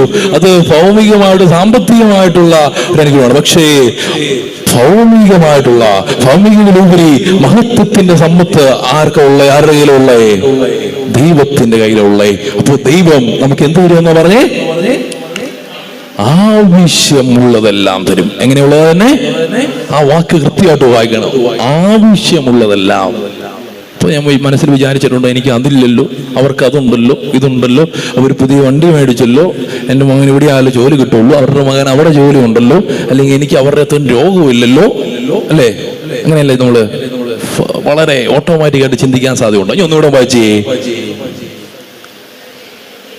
ദൈവം തന്റെ മഹത്വത്തിന്റെ സമ്പന്നതയിൽ നിന്ന് നിങ്ങൾക്ക് ആവശ്യമുള്ളത് തന്നിട്ടുണ്ട്. സ്നേഹമുള്ളവരെ, എനിക്ക് നിങ്ങൾക്ക് ഇപ്പൊ എന്തുണ്ടോ അതാണ് നിങ്ങൾക്ക് ആവശ്യമുള്ളൂ. എനിക്ക് നിങ്ങൾക്കും എന്താണോ ഇപ്പോഴുള്ള അതാണ് ആവശ്യമുള്ളൂ. അപ്പൊ നമുക്ക് ആഗ്രഹങ്ങൾ കർത്താവിനോട് പറയാം. പക്ഷേ സ്നേഹമുള്ളവർ, അത് കർത്താവ് സ്ഥാപിച്ചു തന്നില്ലെങ്കിൽ ആ അനുഗ്രഹം കർത്താവ് നൽകുന്നെന്ന് ചിന്തിച്ചോ? ഇതാണ് കർത്താവിന് ഇപ്പോ ഈ സമയത്ത് ഈ നിമിഷത്തിൽ എനിക്ക് നിങ്ങൾക്കും ആവശ്യമായിട്ട് തോന്നുന്നുള്ളൂ. 10ാം ക്ലാസ്സിൽ 10 A+ കിട്ടിയില്ല, 8 A+ കിട്ടിയ ഒരു കുട്ടി വിഷമിക്കേണ്ടതായിട്ടില്ല. ഇപ്പോ അത് മതി. ചിലപ്പോ +2-ന് 6 A+, 7 ഒക്കെ തരും. ഓക്കെ, അതാണ്. അല്ലെങ്കിൽ നമുക്ക് ഉത്തരം പ്രാർത്ഥിച്ചിട്ടും ഇതുവരെയും ജോലി കിട്ടില്ല, അല്ലെങ്കിൽ കല്യാണം നടക്കുന്നില്ല, അതുകൊണ്ട് വളരെ വിഷമാണ്, ഭാരമാണ്. വിഷമിക്കണ്ട, ഭാരപ്പെടേണ്ട. ഇപ്പോ ഇതേ കർത്താവ് ആഗ്രഹിക്കുന്നുള്ളൂ, ഇത് ആവശ്യമുള്ള സമയത്ത് സ്നേഹമുള്ളവരെ കർത്താവ് നൽകും. ആവശ്യമുള്ള സമയത്ത് കർത്താവ് നൽകും. ചിലപ്പോൾ നാളെ ആയിരിക്കാം, അടുത്ത നിമിഷമായിരിക്കാം, അടുത്ത മിനിറ്റ് ആയിരിക്കാം. പക്ഷെ ഇപ്പൊ ഉള്ളത് കൊണ്ട് നമ്മൾ സംതൃപ്തിപ്പെടണം. ഇപ്പൊ ഉള്ളത് കൊണ്ട് സ്നേഹമുള്ളവരെ നിങ്ങൾ ദുരാശകളെ തൃപ്തിപ്പെടുത്തുവാൻ നമ്മൾ എന്ത് ചോദിച്ചാലും കിട്ടത്തില്ല. ദുരാശകളെ തൃപ്തിപ്പെടുത്താൻ എന്ത് കിട്ടി? പക്ഷേ ഒരു അപ്പനുണ്ടല്ലോ, നമ്മുടെ അപ്പൻ, സ്നേഹനിധിയായിട്ടുള്ള അപ്പൻ, മക്കള് ന്യായമായിട്ടുള്ള കാര്യങ്ങൾ ചോദിച്ചാൽ സഹായിച്ചു കൊടുക്കത്തില്ലേ? അപ്പന്റെ കയ്യിൽ സാധനം ഉണ്ടെന്ന് വിചാരിക്കുക, അപ്പന്റെ കയ്യിലാണ് സാമ്പത്തികമുണ്ട്, അപ്പന് അതിന് ആവശ്യമായിട്ടുള്ള ചെയ്യാൻ പറ്റും. അതുകൊണ്ട് അപ്പനോട് മകൻ ഒരു കാര്യം ആവശ്യപ്പെടുകയാണ്, അപ്പ എനിക്ക് ഗോവയ്ക്ക് ടൂർ പോകണം, അതുകൊണ്ട് ഒരു 5000 രൂപ തരണം. ഓക്കെ, ഇവൻ ചോദിക്കുന്നത് ഈ പരീക്ഷയുള്ള ആഴ്ചയുടെ തലേ ആഴ്ച ആണെങ്കിലോ ഇവൻ വിടുവോ? വിടത്തില്ലല്ലോ. അല്ലെങ്കിൽ അങ്ങനെ വേറെ ഓർത്ത് നോക്കി, അവനെ സ്കൂളിൽ നിന്ന് ആ ടൂർ കൊണ്ടുപോകുന്നെങ്കിൽ ഒരുപക്ഷെ അപ്പൻ വിടും, അല്ലേ? പോകുന്ന ഗോവയ്ക്ക് തന്നെയല്ലേ? പക്ഷേ ഓരോ സമയത്തിനും അതിൻ്റെതായിട്ടുള്ള ആവശ്യങ്ങളും ഉത്തരവാദിത്വം ഔചിത്യവും ഉണ്ട് സ്നേഹമുള്ളവരെ. അതുകൊണ്ട് നമുക്ക് എല്ലാം തരാൻ പറ്റുന്ന ദൈവം എനിക്കും നിങ്ങൾക്കും എന്തെങ്കിലും തന്നിട്ടില്ല എന്ന് പറഞ്ഞുകൊണ്ട് നമ്മൾ വിഷമിക്കേണ്ടതായിട്ടില്ല. കാരണം എന്താ? ആവശ്യമില്ല. മനസ്സിലാവുന്നുണ്ടോ? Hallelujah, hallelujah. അതുകൊണ്ട് സ്നേഹമുള്ളവരെ, ഇല്ലായ്മകളെ കുറിച്ച് ഓർത്ത് ഭാരപ്പെടേണ്ട. നമ്മൾ പലപ്പോഴും ദൈവത്തോട് അതില്ല ഇതില്ല എന്ന് പറഞ്ഞുകൊണ്ട് ഭാരപ്പെടുകയും ഈ ഭാരത്തിന്റെ വാണ്ടക്കെട്ടുകൾ അൾത്താരയ്ക്ക് മുമ്പിലും പ്രാർത്ഥനയ്ക്ക് മുമ്പിലും കൊണ്ട് ഇറക്കി വയ്ക്കുകയും ചെയ്യാണ്. പക്ഷെ ദൈവം അത് നമ്മൾ ഇന്ന് ആഗ്രഹിക്കുന്നില്ല. കർത്താവിനോട് തന്ന കാര്യങ്ങൾക്ക് നന്ദി പറയുക. ആവശ്യമുള്ള കാര്യം ആര് നൽകും? നന്ദി പറഞ്ഞ് പ്രാർത്ഥിക്കുമ്പോ കർത്താവ് ആവശ്യമുള്ള കാര്യം നൽകും. കുറച്ചു നാളത്തേക്ക് വിദേശത്തേക്കുള്ള യാത്ര മുടങ്ങിപ്പോലും 3ാമത്തെ തവണ OT പരീക്ഷയിൽ പാസ്സായിട്ടും കുട്ടിക്ക് പാസ്സാകാൻ പറ്റിയിട്ടില്ല. അതുകൊണ്ട് വലിയ വിഷമമാണ്, നിരാശയാണ്, പ്രതീക്ഷകൾ അസ്തമിച്ചു, അവസാനിച്ചു. കാര്യമില്ല സ്നേഹമുള്ളവരെ. ഇപ്പോ ആ ചെറിയൊരു സഹനത്തിലൂടെ, ചെറിയൊരു സങ്കടത്തിലൂടെ കർത്താവ് കടത്തിവിടുന്നതാണ്. എന്റെയും നിങ്ങളുടെയും ചെറിയ സങ്കടങ്ങളിലൂടെ, സഹനങ്ങളിലൂടെ കർത്താവ് കടത്തിവിടുന്നതാണ്. അത് നമ്മളെ അല്പം കൂടി ശക്തരാക്കുവാൻ വേണ്ടിയിട്ടാണ് എന്ന് ഓർക്കുക സ്നേഹമുള്ളവരെ. അപ്പൊ ആവശ്യത്തിന് കർത്താവ് നൽകത്തുള്ളൂ. നിങ്ങൾ പുറപ്പാടിന്റെ പുസ്തകം 16-ാം അധ്യായം 16-ാം വാക്യം വായിക്കാമോ? ആവശ്യത്തിന് മാത്രം കൊടുക്കുന്ന ഒരു കർത്താവിനെ നമ്മളവിടെ കാണും. അതായത് ഇത്ര അതിന്റെ കോണ്ടസ്റ്റ് ഇതാണ്. ഇസ്രായേൽക്കാര് നടന്ന് പോവാണ്, കാനാൻ ദേശത്തോട് പോകുന്നു. അപ്പൊ ഇവർക്ക് ഭക്ഷണമില്ല. ഇവര് ദൈവത്തോട് പറഞ്ഞു, അയ്യോ ഞങ്ങൾ പട്ടിണി കിടന്ന് ചാവാൻ പോകണേ, അവിടെയാണെങ്കിൽ നല്ല ഇറച്ചി കൂട്ടി ഫുഡ് അടിച്ചുകൊണ്ടിരുന്നതാണ് ഞങ്ങൾ, ഇവിടെ അതൊന്നുമില്ല എന്ന് പറഞ്ഞുകൊണ്ട് പരാതിയും പരിഭവം പറയുമ്പോൾ ദൈവം എന്നാ ചെയ്യുന്നേ? അവർക്ക് എന്താ കൊടുക്കുന്നേ? കർത്താവ് കൽപ്പിച്ച് ഇപ്രകാരമാണ്, ഓരോരുത്തരും കൂടാരത്തിലൂടെ ആളുകളുടെ എണ്ണമനുസരിച്ച് ആളൊന്നിന് 1 വീതം. നോക്കിക്ക് എന്താ കൊടുത്തതെന്ന് നിങ്ങൾ പറഞ്ഞില്ല. എന്താ കൊടുത്തേ? മന്ന, നമ്മുടെ പിടി പോലിരിക്കുന്ന പിടിയായിരിക്കും. ഞാൻ അങ്ങനെ ചിന്തിക്കും, പിടി പോലെ, പിടി അറിയില്ലേ? ഇല്ല, ചെറിയ ഉരുട്ടി ഉണ്ടാകുന്ന, അപ്പോ പിടി പോലെ ഇരിക്കുന്ന മഞ്ഞയായിരിക്കാം, അല്ലെ, നല്ല വെളുത്ത് അങ്ങനെ സാധനം. അത് കൊടുത്തു. കർത്താവ് ഇങ്ങനെ പരാതിയും പരിഭവം പറഞ്ഞപ്പോ അവർക്ക് കൊടുക്കുവാണ്. കൊടുത്തപ്പോ കർത്താവ് പറയുന്നതിനാ, കർത്താവ് കൽപ്പിച്ചത് ഇപ്രകാരമാണ്, ഓരോരുത്തരും തന്റെ വീട്ടിലുള്ള അല്ലെങ്കിൽ കൂടാരത്തിലുള്ള ആളുകളുടെ എണ്ണമനുസരിച്ച് ആളൊന്നിന് 1 ഒമർ വീതം ശേഖരിക്കട്ടെ. അതായത് കറക്റ്റായിട്ടുള്ള അളവ് പറയുകയാണ്. ഒരാൾക്ക് 1 ഒമർ മതി. അത് അവിടുത്തെ അളവാണ്. അതായത് നമ്മൾ കിലോഗ്രാമോ 1/2 കിലോ എന്ന് പറയും പോലെ അവിടുത്തെ ഒരു കണക്കാണ് ഒമർ. അപ്പോ ആളൊന്നിന് 1 ഒമർ വീതം ശേഖരിക്കട്ടെ. അതിനുശേഷം ഒന്ന് വായിക്കാമോ? ഇസ്രായേൽക്കാർ അപ്രകാരം ചെയ്തു. നോക്കിക്കേ, ഇതിനിടയ്ക്ക് വേറെ ചില ടീമുകള് കർത്താവ് മര്യാദയ്ക്ക് പറഞ്ഞാണ് എന്തോരം എടുക്കണം, ഒരാൾക്ക് 1 ഓമർ വെച്ച്. പക്ഷേ ചില എക്സ്ട്രാ ഡീസന്റ് ആൾക്കാര് അന്ന് ഒന്നുള്ള പോലെ എന്ത് ചെയ്തു? അല്പം കൂടി കൂടുതൽ മേടിച്ചു.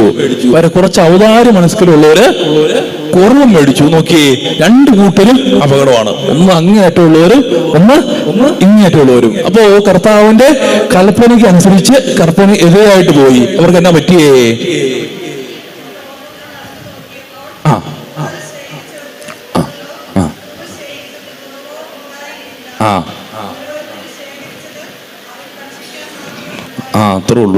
ഇത്ര മനസ്സിലാക്കി. തന്റെ കർത്താവ് ആവശ്യമുള്ളത് കൊടുക്കത്തുള്ളൂ. അതായത് കുറേമാരൊന്ന് ഓടിപ്പാഞ്ഞ് കിട്ടാവുന്നിടത്തൊക്കെ വായി പൊതിഞ്ഞ് എടുത്തുകൊണ്ട് പോയതാണ്. പക്ഷെ എന്നാ പറ്റിയേ? പിന്നീട് കഴിക്കാൻ വേണ്ടി നോക്കിയപ്പോ ആവശ്യത്തിനുള്ളത് മാത്രമേ കർത്താവ് കൊടുത്തുള്ളൂ. ആവശ്യത്തിന് മാത്രമേ കൊടുത്തുള്ളൂ. കുറവെടുത്തവന്മാർക്ക് ചിലപ്പോ കുറവെടുത്ത എന്തായിരിക്കും? മറ്റൊരു ഓടി എടുത്തോണ്ട് പോയില്ലേ കുറെ, അതിന് സാധ്യതയുണ്ടല്ലേ. കുറവ് മറ്റൊരു കൂടുതൽ എടുത്തപ്പോ കർത്താവ് കറക്റ്റായിരിക്കും വിളിച്ചത്. അപ്പൊ അതുകൊണ്ട് കുറവുള്ളവർക്ക് കറക്റ്റായിട്ട് കർത്താവ് ആഗ്രഹിച്ചതുപോലെ കിട്ടി. അതത്രേ ഉള്ളൂ. അതുകൊണ്ട് വചനം നൽകുന്ന സന്ദേശം, എനിക്കും നിങ്ങൾക്കും സ്നേഹമുള്ളവരെ, കർത്താവ് ആവശ്യമുള്ളത് മാത്രമേ നൽകത്തുള്ളൂ എന്ന് കർത്താവിന്റെ വചനം പറയണം. Hallelujah, hallelujah. അതുകൊണ്ട് ആരും വിഷമിക്കരുത്, സങ്കടപ്പെടരുത്, പ്രയാസപ്പെടരുത്. എനിക്ക് ഇത്ര മാത്രമേ ഉള്ളൂ, കർത്താവ് അനുഗ്രഹിക്കുന്നില്ല, കർത്താവ് എന്നെ സ്നേഹിക്കുന്നില്ല ഓർത്തുകൊണ്ട് ആരും പരാതിപ്പെടുകയോ പരിഭവപ്പെടുകയോ ചെയ്യരുത്. ഉള്ളതിനെ ഓർത്ത് ഇന്ന് നിമിഷം വരെ എന്നെ ജീവിക്കാൻ അനുവദിപ്പിച്ച എന്റെ കർത്താവിനോട് നന്ദിയുള്ള മനുഷ്യരായിട്ട് ജീവിക്കണം. അങ്ങനെ നന്ദിയോടുകൂടി ജീവിക്കുമ്പോ നിനക്ക് ആവശ്യമുള്ളതെല്ലാം നിന്റെ ആഗ്രഹങ്ങൾക്കനുസരിച്ച് നമ്മുടെ ദൈവം നൽകും. ഹല്ലേലൂയ. സ്നേഹമുള്ളവരെ, അടുത്തൊരു കാര്യം, നമുക്ക് ആവശ്യത്തിനുള്ള നൽകുന്ന ഒരു കർത്താവ്. ആവശ്യത്തിന് മാത്രം നമ്മൾ ദൈവത്തിൽ ആശ്രയിച്ച് ജീവിച്ചാൽ ആവശ്യത്തിന് മാത്രം നൽകുന്ന കർത്താവ്. അടുത്തൊരു കാര്യം, അത് സങ്കീർത്തനങ്ങളുടെ പുസ്തകം 91 അധ്യായം 2 മുതലുള്ള വാക്യങ്ങൾ. സങ്കീർത്തനങ്ങളുടെ പുസ്തകം 91 അധ്യായം 2 മുതലുള്ള വാക്യങ്ങൾ.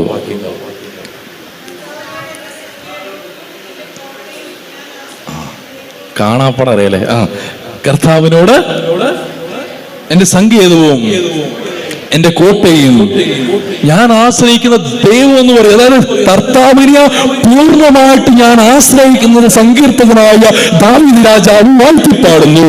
അതിനുശേഷമോ അവിടുന്ന് വേടന്റെ കണിയിൽ നിന്നും മാരകമായ മഹാമാരിയിൽ നിന്നും രക്ഷിക്കും. തന്റെ തുമ്പലുകൾ കൊണ്ട് അവിടുന്ന് നിന്നെ മറച്ചുകൊള്ളും. അവിടുത്തെ ചെറിയ കീഴിൽ നിനക്ക് അഭയം നൽകും. അവിടുത്തെ വിശ്വസ്തത നിനക്ക് കവചയും പരിചയമായിരിക്കും. നോക്കി, ദാവീദ് രാജാവ് പാടുകയാണ്, കർത്താവിനോട് എന്റെ സങ്കേതവും എന്റെ കോട്ടയും ഞാൻ ആശ്രയിക്കുന്ന ദൈവമെന്ന് ഏറ്റുപറയും. അവിടുന്ന് വേടിന്റെ ഇടങ്ങളിൽ നിന്നും മാരകമായ മഹാമാരിയിൽ നിന്നും എന്നെ രക്ഷിക്കും. തന്റെ തൗവലുകൾ കൊണ്ട് അവിടെ തന്നെ മറയ്ക്കും. അവിടുത്തെ ചെറുകളുടെ കീഴിൽ എനിക്ക് അഭയം നൽകും. അവിടുത്തെ വിശ്വസ്തത എനിക്ക് കവചവും പരിചയമായിരിക്കും.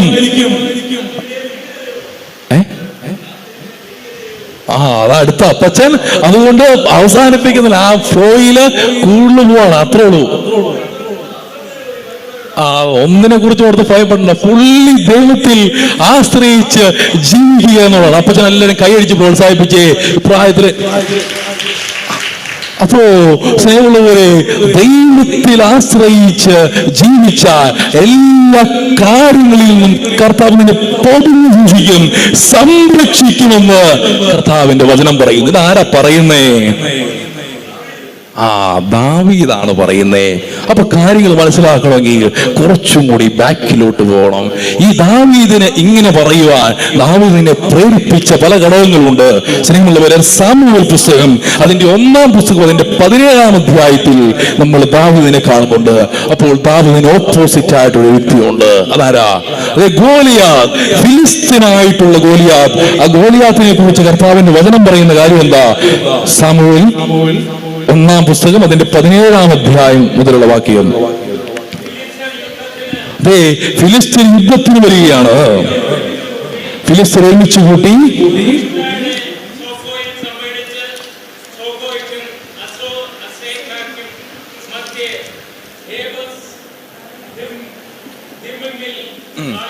സ്ഥലം എന്തെങ്കിലും ആവട്ടെ.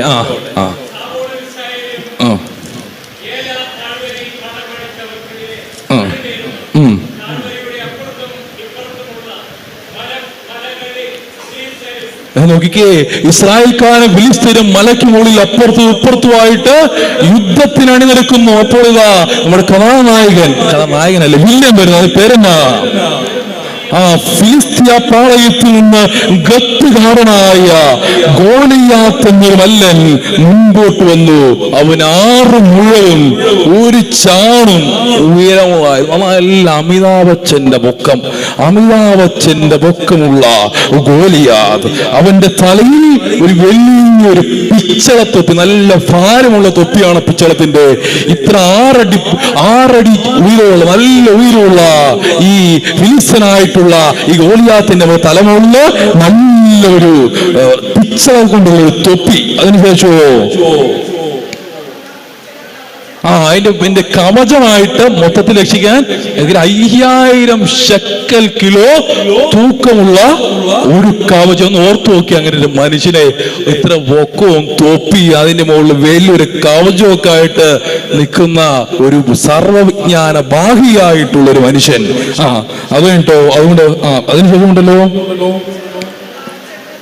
അതിന്റെ അടിക്ക് പിച്ചള കൊണ്ട് കാൽച്ചട്ട. ആ പിച്ചള കൊണ്ടുള്ളതിന്റെ ഇടയിൽ കുന്തമുണ്ട്. എന്റെ മടയിൽ ഒരു കുന്തമുണ്ട്. അവന്റെ കുന്തത്തിന്റെ തണ്ടിന് തന്നെ നെയ്ത്തുകാരന്റെ ഉരലിന്റെ കനവും അതിന്റെ ഇരുമ്പുണിക്ക് 600 ശക്കൽ ഭാരവും ഉണ്ടായിരുന്നു. ഓക്കെ, ഞാൻ ഉദാഹരണത്തിന് പറഞ്ഞ, നിങ്ങള് ഈ ബാഹുബലി സിനിമ കണ്ടിട്ടുണ്ടോ? അതില് വില്ലൻ കാലികൻ എന്ന് പറഞ്ഞൊരു വില്ലുണ്ട്. അത് ബാഹുബലിനെ എതിരിടാൻ വന്നത് നിങ്ങൾ കണ്ടില്ലെങ്കിൽ അല്ലേ? നീ കണ്ടിട്ടില്ല? അത് തന്നെ. ആ ടൈപ്പ് ടീമാണ് ഈ ഗോലിയാത്ത്. ഒരു സർവഭാഗി പിച്ചള തോപ്പിയും അതുപോലെ തന്നെ എല്ലാ സന്നാഹങ്ങളുള്ള ഈ മനുഷ്യൻ. സ്നേഹമുള്ളവരെ, അതിനുശേഷം ഗോലിയാത്ത് ഇസ്രായേൽ ഇങ്ങനെ വന്ന് നിൽക്കുവാണ്. ഇവൻ ഈ കുന്തവും പടച്ചട്ടയും തോപ്പിയും വെച്ച് ഈ മനുഷ്യൻ വന്ന് നിന്നിട്ട് ഇസ്രായേൽക്കാരോട് അട്ടഹസിക്കും. ഒരു വലിയൊരു അട്ടഹാസമാണ്. അട്ടഹസിച്ച് കഴിഞ്ഞിട്ട്, നിങ്ങൾ യുദ്ധത്തിന് വന്നിരിക്കുകയാണോ? ഞാനൊരു ഫിലിസ്തീനാണ്, നിങ്ങൾ സാവൂളിന്റെ സേവകരല്ലേ? ഒരുത്തിനെ തെരഞ്ഞെടുത്തെങ്കിൽ ഇവിടെ ഞാൻ അങ്ങ് ശരിയാക്കി തരാം. ഇത് ഗോലിയാത്ത് ഇങ്ങനെ വന്ന് തീരുമാനം നേർക്ക് നോക്കി എന്നും വെല്ലുവിളി. അതിനുശേഷം പുള്ളി ഭക്ഷണം കഴിച്ചിട്ട് പോയി കിടന്നുറങ്ങും. അതിനുശേഷം പിറ്റേ ദിവസം രാവിലെ വന്നിട്ട് ഇങ്ങനെ വെല്ലുവിളിയോട് വെല്ലുവിളി. ഒരു മനുഷ്യനും സാവൂളടക്കം മാർക്കവിന്റെ രൂപവും ഭാവവും കണ്ടിട്ട് അങ്ങോട്ട് അടുക്കാൻ പോലും നോക്കാൻ പോലും പേടിയാണ്. എല്ലാവരും കൂടാരത്തിൽ കയറി പാളയത്തിൽ കയറി പേടിച്ച് വിറച്ചിരിക്കുകയാണ്. അപ്പോ ജസ്സയുടെ പുത്രൻ ദാവീദ്, ജസ്സയുടെ 3 പുത്രന്മാര് യുദ്ധസ്ഥലത്തുണ്ട്. ഈ ജസ്സ തന്റെ ഇളയ മകനായി ദാവീദിനോട് പറയുന്നു, നീ പോയി എന്നാ ചെയ്യണ്ടേ? നീ ഭക്ഷണം കൊണ്ടിക്കൊടുക്കണം.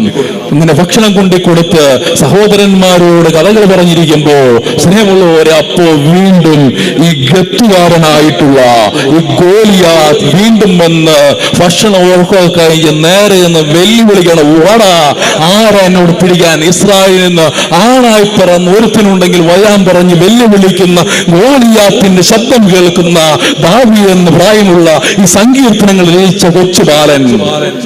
സ്നേഹമുള്ളവരെ, അതിനുശേഷം ദാവീദ് അപ്പോൾ സൗൽ രാജാവിനോട് പറയുകയാണ്, ഈ ദൗത്യം ഞാൻ ഏറ്റെടുക്കാം, ഈ ദൗത്യം ഞാൻ ഏറ്റെടുക്കാം. അതിനുശേഷം ഇപ്പോ ഇതിനകത്ത് സാവൂളിനോട് ദാവീദ് പറയുന്നൊരു കാര്യമുണ്ട്. സാമുവേൽ പുസ്തകം അതിന്റെ 1-ാം പുസ്തകം 17-ാം അധ്യായം 37-ാം വാക്യത്തിൽ, സാമുവേൽ പുസ്തകം അതിന്റെ 1-ാം പുസ്തകം 17-ാം അധ്യായം 37-ാം വാക്യത്തിൽ, ഈ ഗോലിയാത്തിനെ തയ്യാറാകുവാൻ ഞാൻ സജ്ജനാണെന്ന് രാജാവായ സാവൂളിനോട് ദാവീദ് പറഞ്ഞ് പഠിപ്പിക്കുന്ന ഒരു കാര്യമുണ്ട്. എന്നാണത്? ഈ ഇദ്ദേഹത്തിന് എന്താ ജോലിയായിരുന്നു? ആട് ജീവിതമായിരുന്നു. ഈ ആടുകളെ കൊണ്ട് നടക്കലായിരുന്നു ഈ ദാവീദിന്റെ ജോലി. അപ്പോ അദ്ദേഹം പറയുവാണ്, ആ ആടുകളെ സിംഹത്തിന്റെയും കരടിയുടെയും കാലിൽ നിന്ന് ഇവൻ പറയുന്ന ആരാ? ഞാനാണ് അവരെ രക്ഷിച്ചതെന്നല്ല, സിംഹത്തിന്റെയും കരടിയുടെയും കഴങ്ങളിൽ നിന്ന് ആടുകളെ രക്ഷിച്ച എന്റെ കർത്താവ് ഈ ഫിലിസ്തീന്റെ കയ്യിൽ നിന്നും എന്നെ രക്ഷിക്കും. സാവൂൾ ദാവീദിനോട് പറഞ്ഞു, പോക, നിന്നോടുകൂടെ ഉണ്ടായിരിക്കട്ടെ. അപ്പൊ സ്നേഹമുള്ളവർ ആരോ പറഞ്ഞു, ചുമ്മാ പോയാ പോരാ, നീ പടച്ചട്ടേക്കാണ് നോക്കി അവനെ പിച്ചള തൊപ്പി പടച്ചട്ട എല്ലാം ഉണ്ട്, നീ ചുമ്മാ ഇങ്ങനെ നടന്നാ പോരാ.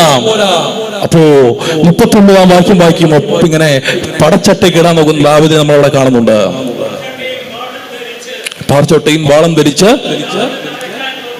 നോക്കി ആശാൻ പറഞ്ഞ് ഉള്ളൊക്കെ എടുത്തിട്ടു, ചട്ടയും വാളും കുന്തവും ഒക്കെ കയറ്റി നോക്കി. പക്ഷെ ഇവൻ എന്നാ പറ്റുന്നേ? നടക്കാൻ പറ്റുന്നില്ല. സംഭവം ഉണ്ട്. പണ്ട് ഇന്ത്യക്ക് ഒളിമ്പിക്സില് ഫുട്ബോളിന് യോഗ്യത കിട്ടിയതാണ് 1950-കളിൽ. പക്ഷെ ഇന്ത്യക്ക് പോകാൻ പറ്റിയില്ല. എന്നാന്നറിയോ? ബൂട്ടിട്ട് കളിക്കണമെന്ന് പറഞ്ഞു. അങ്ങനെ ഷൂസ് ഇട്ട് ബൂട്ടിട്ട് കളിക്കണമെന്ന് പറഞ്ഞപ്പോ ഇന്ത്യക്കാർക്ക് അന്ന് ബൂട്ടിട്ട് കളിക്കാൻ അറിയത്തില്ല. അതുകൊണ്ട് തന്നെയാണ് ഇവിടെ സംഭവിച്ചത്. അതാണ് സംഭവങ്ങളൊക്കെ നമ്മൾ ആയിട്ട് അറേഞ്ച് ചെയ്ത് കൊടുത്തു. പടച്ചട്ടയും തൊപ്പിയും കുന്തും ഒക്കെ കൊടുത്തു. പക്ഷെ ഈ പാവത്തിന് ഇത് ഇടാനോ ഇതിട്ടുള്ള നടക്കാനോ അറിയത്തില്ല. പക്ഷേ ഇവൻ എന്നാ ചെയ്തേ? വടിയെടുത്തു, തോട്ടിൽ നിന്നും നല്ല കല്ലെടുത്ത് സഞ്ചിയിലിട്ടു. അവന്റെ ഒരു കവണ, നമുക്ക് മായങ്കോട്ടൊക്കെ എറിയുന്ന കവണ. നോക്കിയേ, ഒന്നുമില്ല. അവിടെ ഒരുത്തൻ നിൽക്കുന്നു, സർവസന്നാഹങ്ങളുമായിട്ട്. ഇവിടെ ഒരുത്തൻ കവണയും തോട്ടിന്ന് എടുത്ത 5 കല്ലും ഈ കവണയുമായിട്ട് പോവുകയാണ് നമ്മുടെ ദാവീദ്. അതുകൊണ്ട് എന്നാ ചെയ്തേ?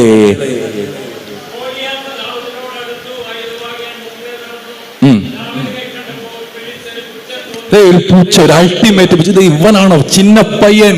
ഒരു പുച്ഛം. അതിനുശേഷം ഒരു കോമളൻ, ഒരു കുമാരൻ, ചെറിയ പയ്യനായിരുന്നു. അതിനുശേഷം നമുക്ക് കഥ അറിയാം. എന്നാ ചെയ്തേ? അദ്ദേഹം ആ കവണിയെടുത്ത് ഒറ്റ ഉന്നം നോക്കി ഈ ഫിലിസ്തീനായിട്ടുള്ള ഗോലിയാത്തിനോട് ഒറ്റ ഉന്നം വെച്ച് ഒറ്റ എതിരോട് എന്നെ കിടക്കണു. ഇത്ര നാളും വെല്ലുവിളിച്ചുകൊണ്ടിരുന്ന ഫിലിസ്തീനായ ഗോലിയാത്ത് നിറഞ്ഞ് മറഞ്ഞങ്ങ് വീണു. പിന്നെ വീണ എഴുന്നേക്കാൻ പറ്റുമോ? എഴുന്നേക്കാൻ പറ്റത്തില്ല. വീണതാ. അതുകൊണ്ട് വീണുപോയ ഫിലിസ്തീനെ കയറി ഈ ദാവീദ് പോയി തോൽപ്പിച്ചു. എന്താ ദാവീദിനെ സഹായിച്ചത്? പൂർണ്ണമായിട്ടുള്ള ദൈവാശ്രയബോധം. തന്നെ എല്ലാ അപകടങ്ങളിൽ നിന്നും ആരുടെ കരങ്ങളിൽ നിന്നും തന്നെ കാത്തു രക്ഷിക്കുമെന്നും കാത്തു സംരക്ഷിക്കുമെന്നുള്ള വലിയൊരു അടിയുറച്ച ആത്മീയ ബോധ്യം ആർക്കുണ്ടായിരുന്നു? ദാവീദിന് ഉണ്ടായിരുന്നു. സ്നേഹമുള്ളവരെ, അതുകൊണ്ടാണ് ദാവീദ് നമ്മൾ ആദ്യം കേട്ട സങ്കീർത്തനത്തിൽ പാടിയതുപോലെ പാടിയത്.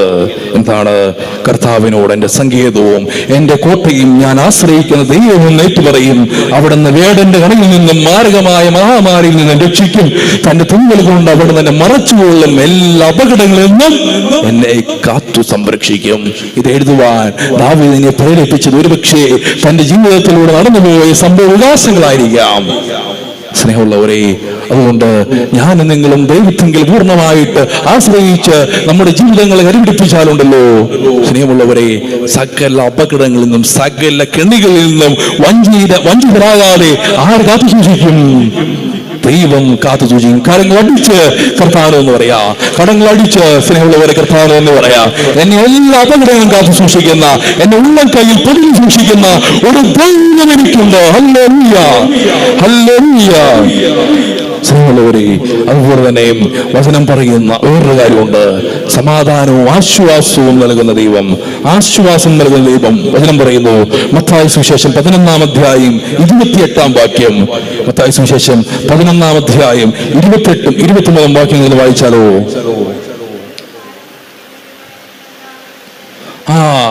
നമ്മളെല്ലാവരും ഏതെങ്കിലും ജീവിതത്തിൽ അധ്വാനിക്കുന്നവരാണല്ലോ, എന്തെങ്കിലും ഭാരങ്ങളും സങ്കടങ്ങളും പ്രയാസങ്ങളൊക്കെ ഉള്ളവരാണല്ലോ. അവര് എൻ്റെ അടുക്കിലേക്ക് വരട്ടെ. ഓർത്തു നോക്കിയേ, നമ്മൾ ഈ ഭാരവും സങ്കടവും പ്രയാസങ്ങളൊക്കെ ദൈവത്തിന്റെ അടുക്കിലായിട്ടാണോ പോകുന്നത്? അല്ലെങ്കിൽ ലോകം തരുന്ന താൽക്കാലികമായ സുഖങ്ങളും രസങ്ങളിലും നമ്മൾ ആശ്വാസം കണ്ടെത്തി അതിൽ സന്തോഷം കണ്ടെത്തി നമ്മൾ നമ്മുടെ ജീവിതങ്ങളെ മുന്നോട്ട് കൊണ്ടുപോവുകയാണോ? വചനം പറയുകയാണ്, നിങ്ങൾക്ക് എന്ത് ഭാരമുണ്ടെങ്കിലും എന്ത് പ്രയാസമുണ്ടെങ്കിലും എങ്ങോട്ടാ വരണ്ടേ? Come to me. അധ്വാനിക്കുന്നവരും ഭാരം വഹിക്കുന്നവരുമായി നിങ്ങൾ എന്റെ അടുക്കിലേക്ക് വരുവീൻ. സ്നേഹമുള്ളവരെ, വേറെ എവിടെ പോയാലും നിങ്ങൾക്ക് ആശ്വാസം ലഭിക്കുന്നില്ല. വേറെ എവിടെ പോയാലും വളരെ താൽക്കാലികമായിട്ടുള്ള എന്തെങ്കിലും സന്തോഷം ലഭിക്കുമായിരിക്കും. പക്ഷേ ശാശ്വതമായിട്ടുള്ള ആശ്വാസം അത് എന്റെ ദൈവത്തിന്റെ കരങ്ങളിലാണ്. എന്റെ ദൈവത്തിന്റെ കരങ്ങളിൽ മാത്രമാണ്. അധ്വാനിക്കുന്നവരും ഭാരം വഹിക്കുന്നവരും എന്റെ അടുക്കിലേക്ക് വരട്ടെ, ഞാൻ ആശ്വസിപ്പിക്കാം. ഞാൻ ആശ്വസിപ്പിക്കാം. ആശ്വാസം നൽകുന്ന കർത്താവ്.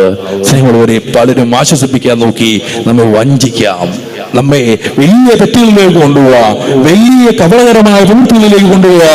ആശ്വാസം തരാമെന്ന് പറഞ്ഞ് ആശിച്ചും മോഹിച്ചും കൊണ്ടുപോയി. പക്ഷേ സ്നേഹമുള്ളവരെയും അത് ശാശ്വതമായിട്ടുള്ള സമാധാനം എവിടെന്നാ? ഒരു വീട്ടില്, ഒരു പെൺകുട്ടിയുടെ വീട്ടില് വളരെ സങ്കടവും പ്രയാസവുമാണ്. വീട്ടിലെന്നും ബുദ്ധിമുട്ടാണ്, വീട്ടിൽ ഒരു സ്വസ്ഥതയില്ല. പക്ഷേ കൂട്ടി നന്നായിട്ട് പഠിക്കും, കാര്യങ്ങളൊക്കെ ചെയ്യും. ആശ്വാസം ഇല്ലാത്തതുകൊണ്ട് എന്നാ ചെയ്തു? പ്രേമത്തിൽപ്പെട്ടു. ഒരാൾ വിളിച്ചു, പെട്ടെന്ന് അവള് ആകൃഷ്ടിയായി. പക്ഷെ അവൻ യഥാർത്ഥ ആശ്വാസം കൊടുക്കാൻ വിളിച്ചതായിരുന്നോ? അല്ല. സ്നേഹമുള്ളവരെ, അത് വലിയ അപകടത്തിലോട്ട് കൊണ്ടുവെല്ലാം വിളിച്ചതാ. അങ്ങനെ നമ്മൾ ആശ്വാസം തേടി ആശ്വാസം തരാന്നൊക്കെ പറഞ്ഞുകൊണ്ട് നമ്മൾ ബുദ്ധിമുട്ടിയിരിക്കുമ്പോൾ പലരും വരും. എല്ലാവരും എല്ലാവരും കുഴപ്പക്കാരാണെന്നൊരു വാദം എനിക്കില്ല. പക്ഷേ യഥാർത്ഥ ആശ്വാസം എവിടെ നിന്നാ കിട്ടുന്നേ? അത് ദൈവത്തിൽ നിന്ന് മാത്രമേ കിട്ടത്തുള്ളൂ. ദൈവത്തിൽ നിന്ന് മാത്രമേ കിട്ടത്തുള്ളൂ. അതുകൊണ്ട് ആശ്വാസം തേടി അളിഞ്ഞു തിരിഞ്ഞ് നടക്കേണ്ട കാര്യമില്ല. നമ്മൾ ദൈവത്തിന്റെ സന്നിധിയിലേക്ക് കടന്നു വന്നാൽ മതി. ഹല്ലേലൂയ. ഒരു വചനം കൂടി പറഞ്ഞുകൊണ്ട് ഞാൻ അവസാനിപ്പിക്കുകയാണ്. അത് യാക്കോബ് ശ്ലീഹ എഴുതിയ ലേഖനം 4-ാം അധ്യായം 8-ാം വാക്യം. യാക്കോബ് ശ്ലീഹ അത് മതി, അത് പറഞ്ഞുകൊണ്ട് അവസാനിപ്പിക്കുകയാണ്. ദൈവത്തോട് ചേർന്ന് നിൽക്കുവിൻ, ദൈവത്തോട് ചേർന്ന് നിൽക്കുവിൻ, അവിടുന്ന് നിങ്ങളോടും ചേർന്ന് നിൽക്കും. എല്ലാവരും കൂടി പറയാമോ? ദൈവത്തോട്, ഞാൻ പറയുന്നത് ചെയ്യുക. ദൈവത്തോട് ചേർന്ന് നിൽക്കുവിൻ. എല്ലാവരും ശബ്ദം ഉയർത്തി പറഞ്ഞ്, ദൈവത്തോട് ചേർന്ന് നിൽക്കുവിൻ, ദൈവം നിങ്ങളോടും ചേർന്ന് നിൽക്കും. ഉള്ളൂ ആ ഒരു ചിന്തയിൽ ജീവിച്ചു പോയി. നമ്മൾ ദൈവത്തോട് ചേർന്ന് ദൈവത്തോട് അടുത്താ നിൽക്കുന്നു എന്നുണ്ടല്ലോ, ആ ദൈവം കൈവിടുവോ? ദൈവം ഉള്ളം കയ്യിൽ പൊതിഞ്ഞു സൂക്ഷിക്കും. ദൈവം ഒരു പക്ഷിക്കുഞ്ഞിനെ അതിന്റെ അമ്മ അല്ലെങ്കിൽ തള്ളക്കോഴി കുഞ്ഞുങ്ങളെ ഇങ്ങനെ തുള്ളികൾക്കിടയിൽ സൂക്ഷിക്കുന്നത് പോലെ നമ്മുടെ ദൈവം, നമ്മൾ ദൈവത്തോട് ചേർന്നാൽ സ്നേഹമുള്ളവരെ, നമ്മുടെ ദൈവം നമ്മളെ ചേർത്ത് നിർത്തും. ദൈവം നമ്മുടെ കാര്യങ്ങള് നോക്കിക്കൊള്ളും. പറഞ്ഞു വന്നത് ദൈവാശ്രയ ബോധത്തെ കുറിച്ചാണ്. ദൈവത്തിൽ ആശ്രയിച്ച് ജീവിച്ചാൽ നമുക്ക് ലഭിക്കുന്ന വലിയ അനുഗ്രഹങ്ങൾ വിശുദ്ധ ഗ്രന്ഥത്തിന്റെ അടിസ്ഥാനത്തിൽ നമ്മൾ കാണുകയായിരുന്നു. ഒന്ന്, നിന്റെ വഴികൾ ദൈവം തെളിച്ചു തരും. 2, ശാശ്വതമായിട്ടുള്ള സമാധാനം തരും. 3, നിന്റെ ബലഹീനതകളിൽ ആരിടപെടും? കർത്താവ് ഇടപെടും. അതുപോലെ തന്നെ സകല അപകടങ്ങളിൽ നിന്നും കർത്താവ് കാത്ത് സംരക്ഷിക്കും. നിനക്ക് ആവശ്യമുള്ളത് കർത്താവ് സ്നേഹമുള്ളവരെ നിങ്ങൾക്ക് നൽകും. നമുക്ക് യഥാർത്ഥമായിട്ടുള്ള ആശ്വാസം കർത്താവിന്റെ അടുക്കൽ മാത്രമാണ്. ദൈവത്തോട് ചേർന്ന് നിന്നാൽ ദൈവം നമ്മളോടും ചേർന്ന് നിൽക്കും. ദൈവത്തോട് ചേർന്ന് നിന്നാൽ ദൈവം നമ്മളോടും ചേർന്ന് നിൽക്കും. ഹല്ലേലൂയ. കരങ്ങൾ വീശിക്കൊണ്ട് ഹല്ലേലൂയ, കരങ്ങൾ അടിച്ചുകൊണ്ട് ഹല്ലേലൂയ. നമുക്കൊന്ന് എഴുന്നേറ്റ് നിന്നാലും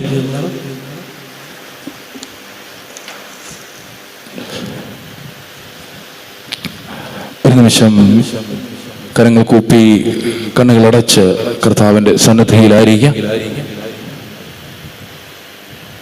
ഈ കഴിഞ്ഞ മണിക്കൂറിൽ നമ്മൾ ദൈവാശ്രയത്തെ കുറിച്ച് കേൾക്കുകയായിരുന്നു.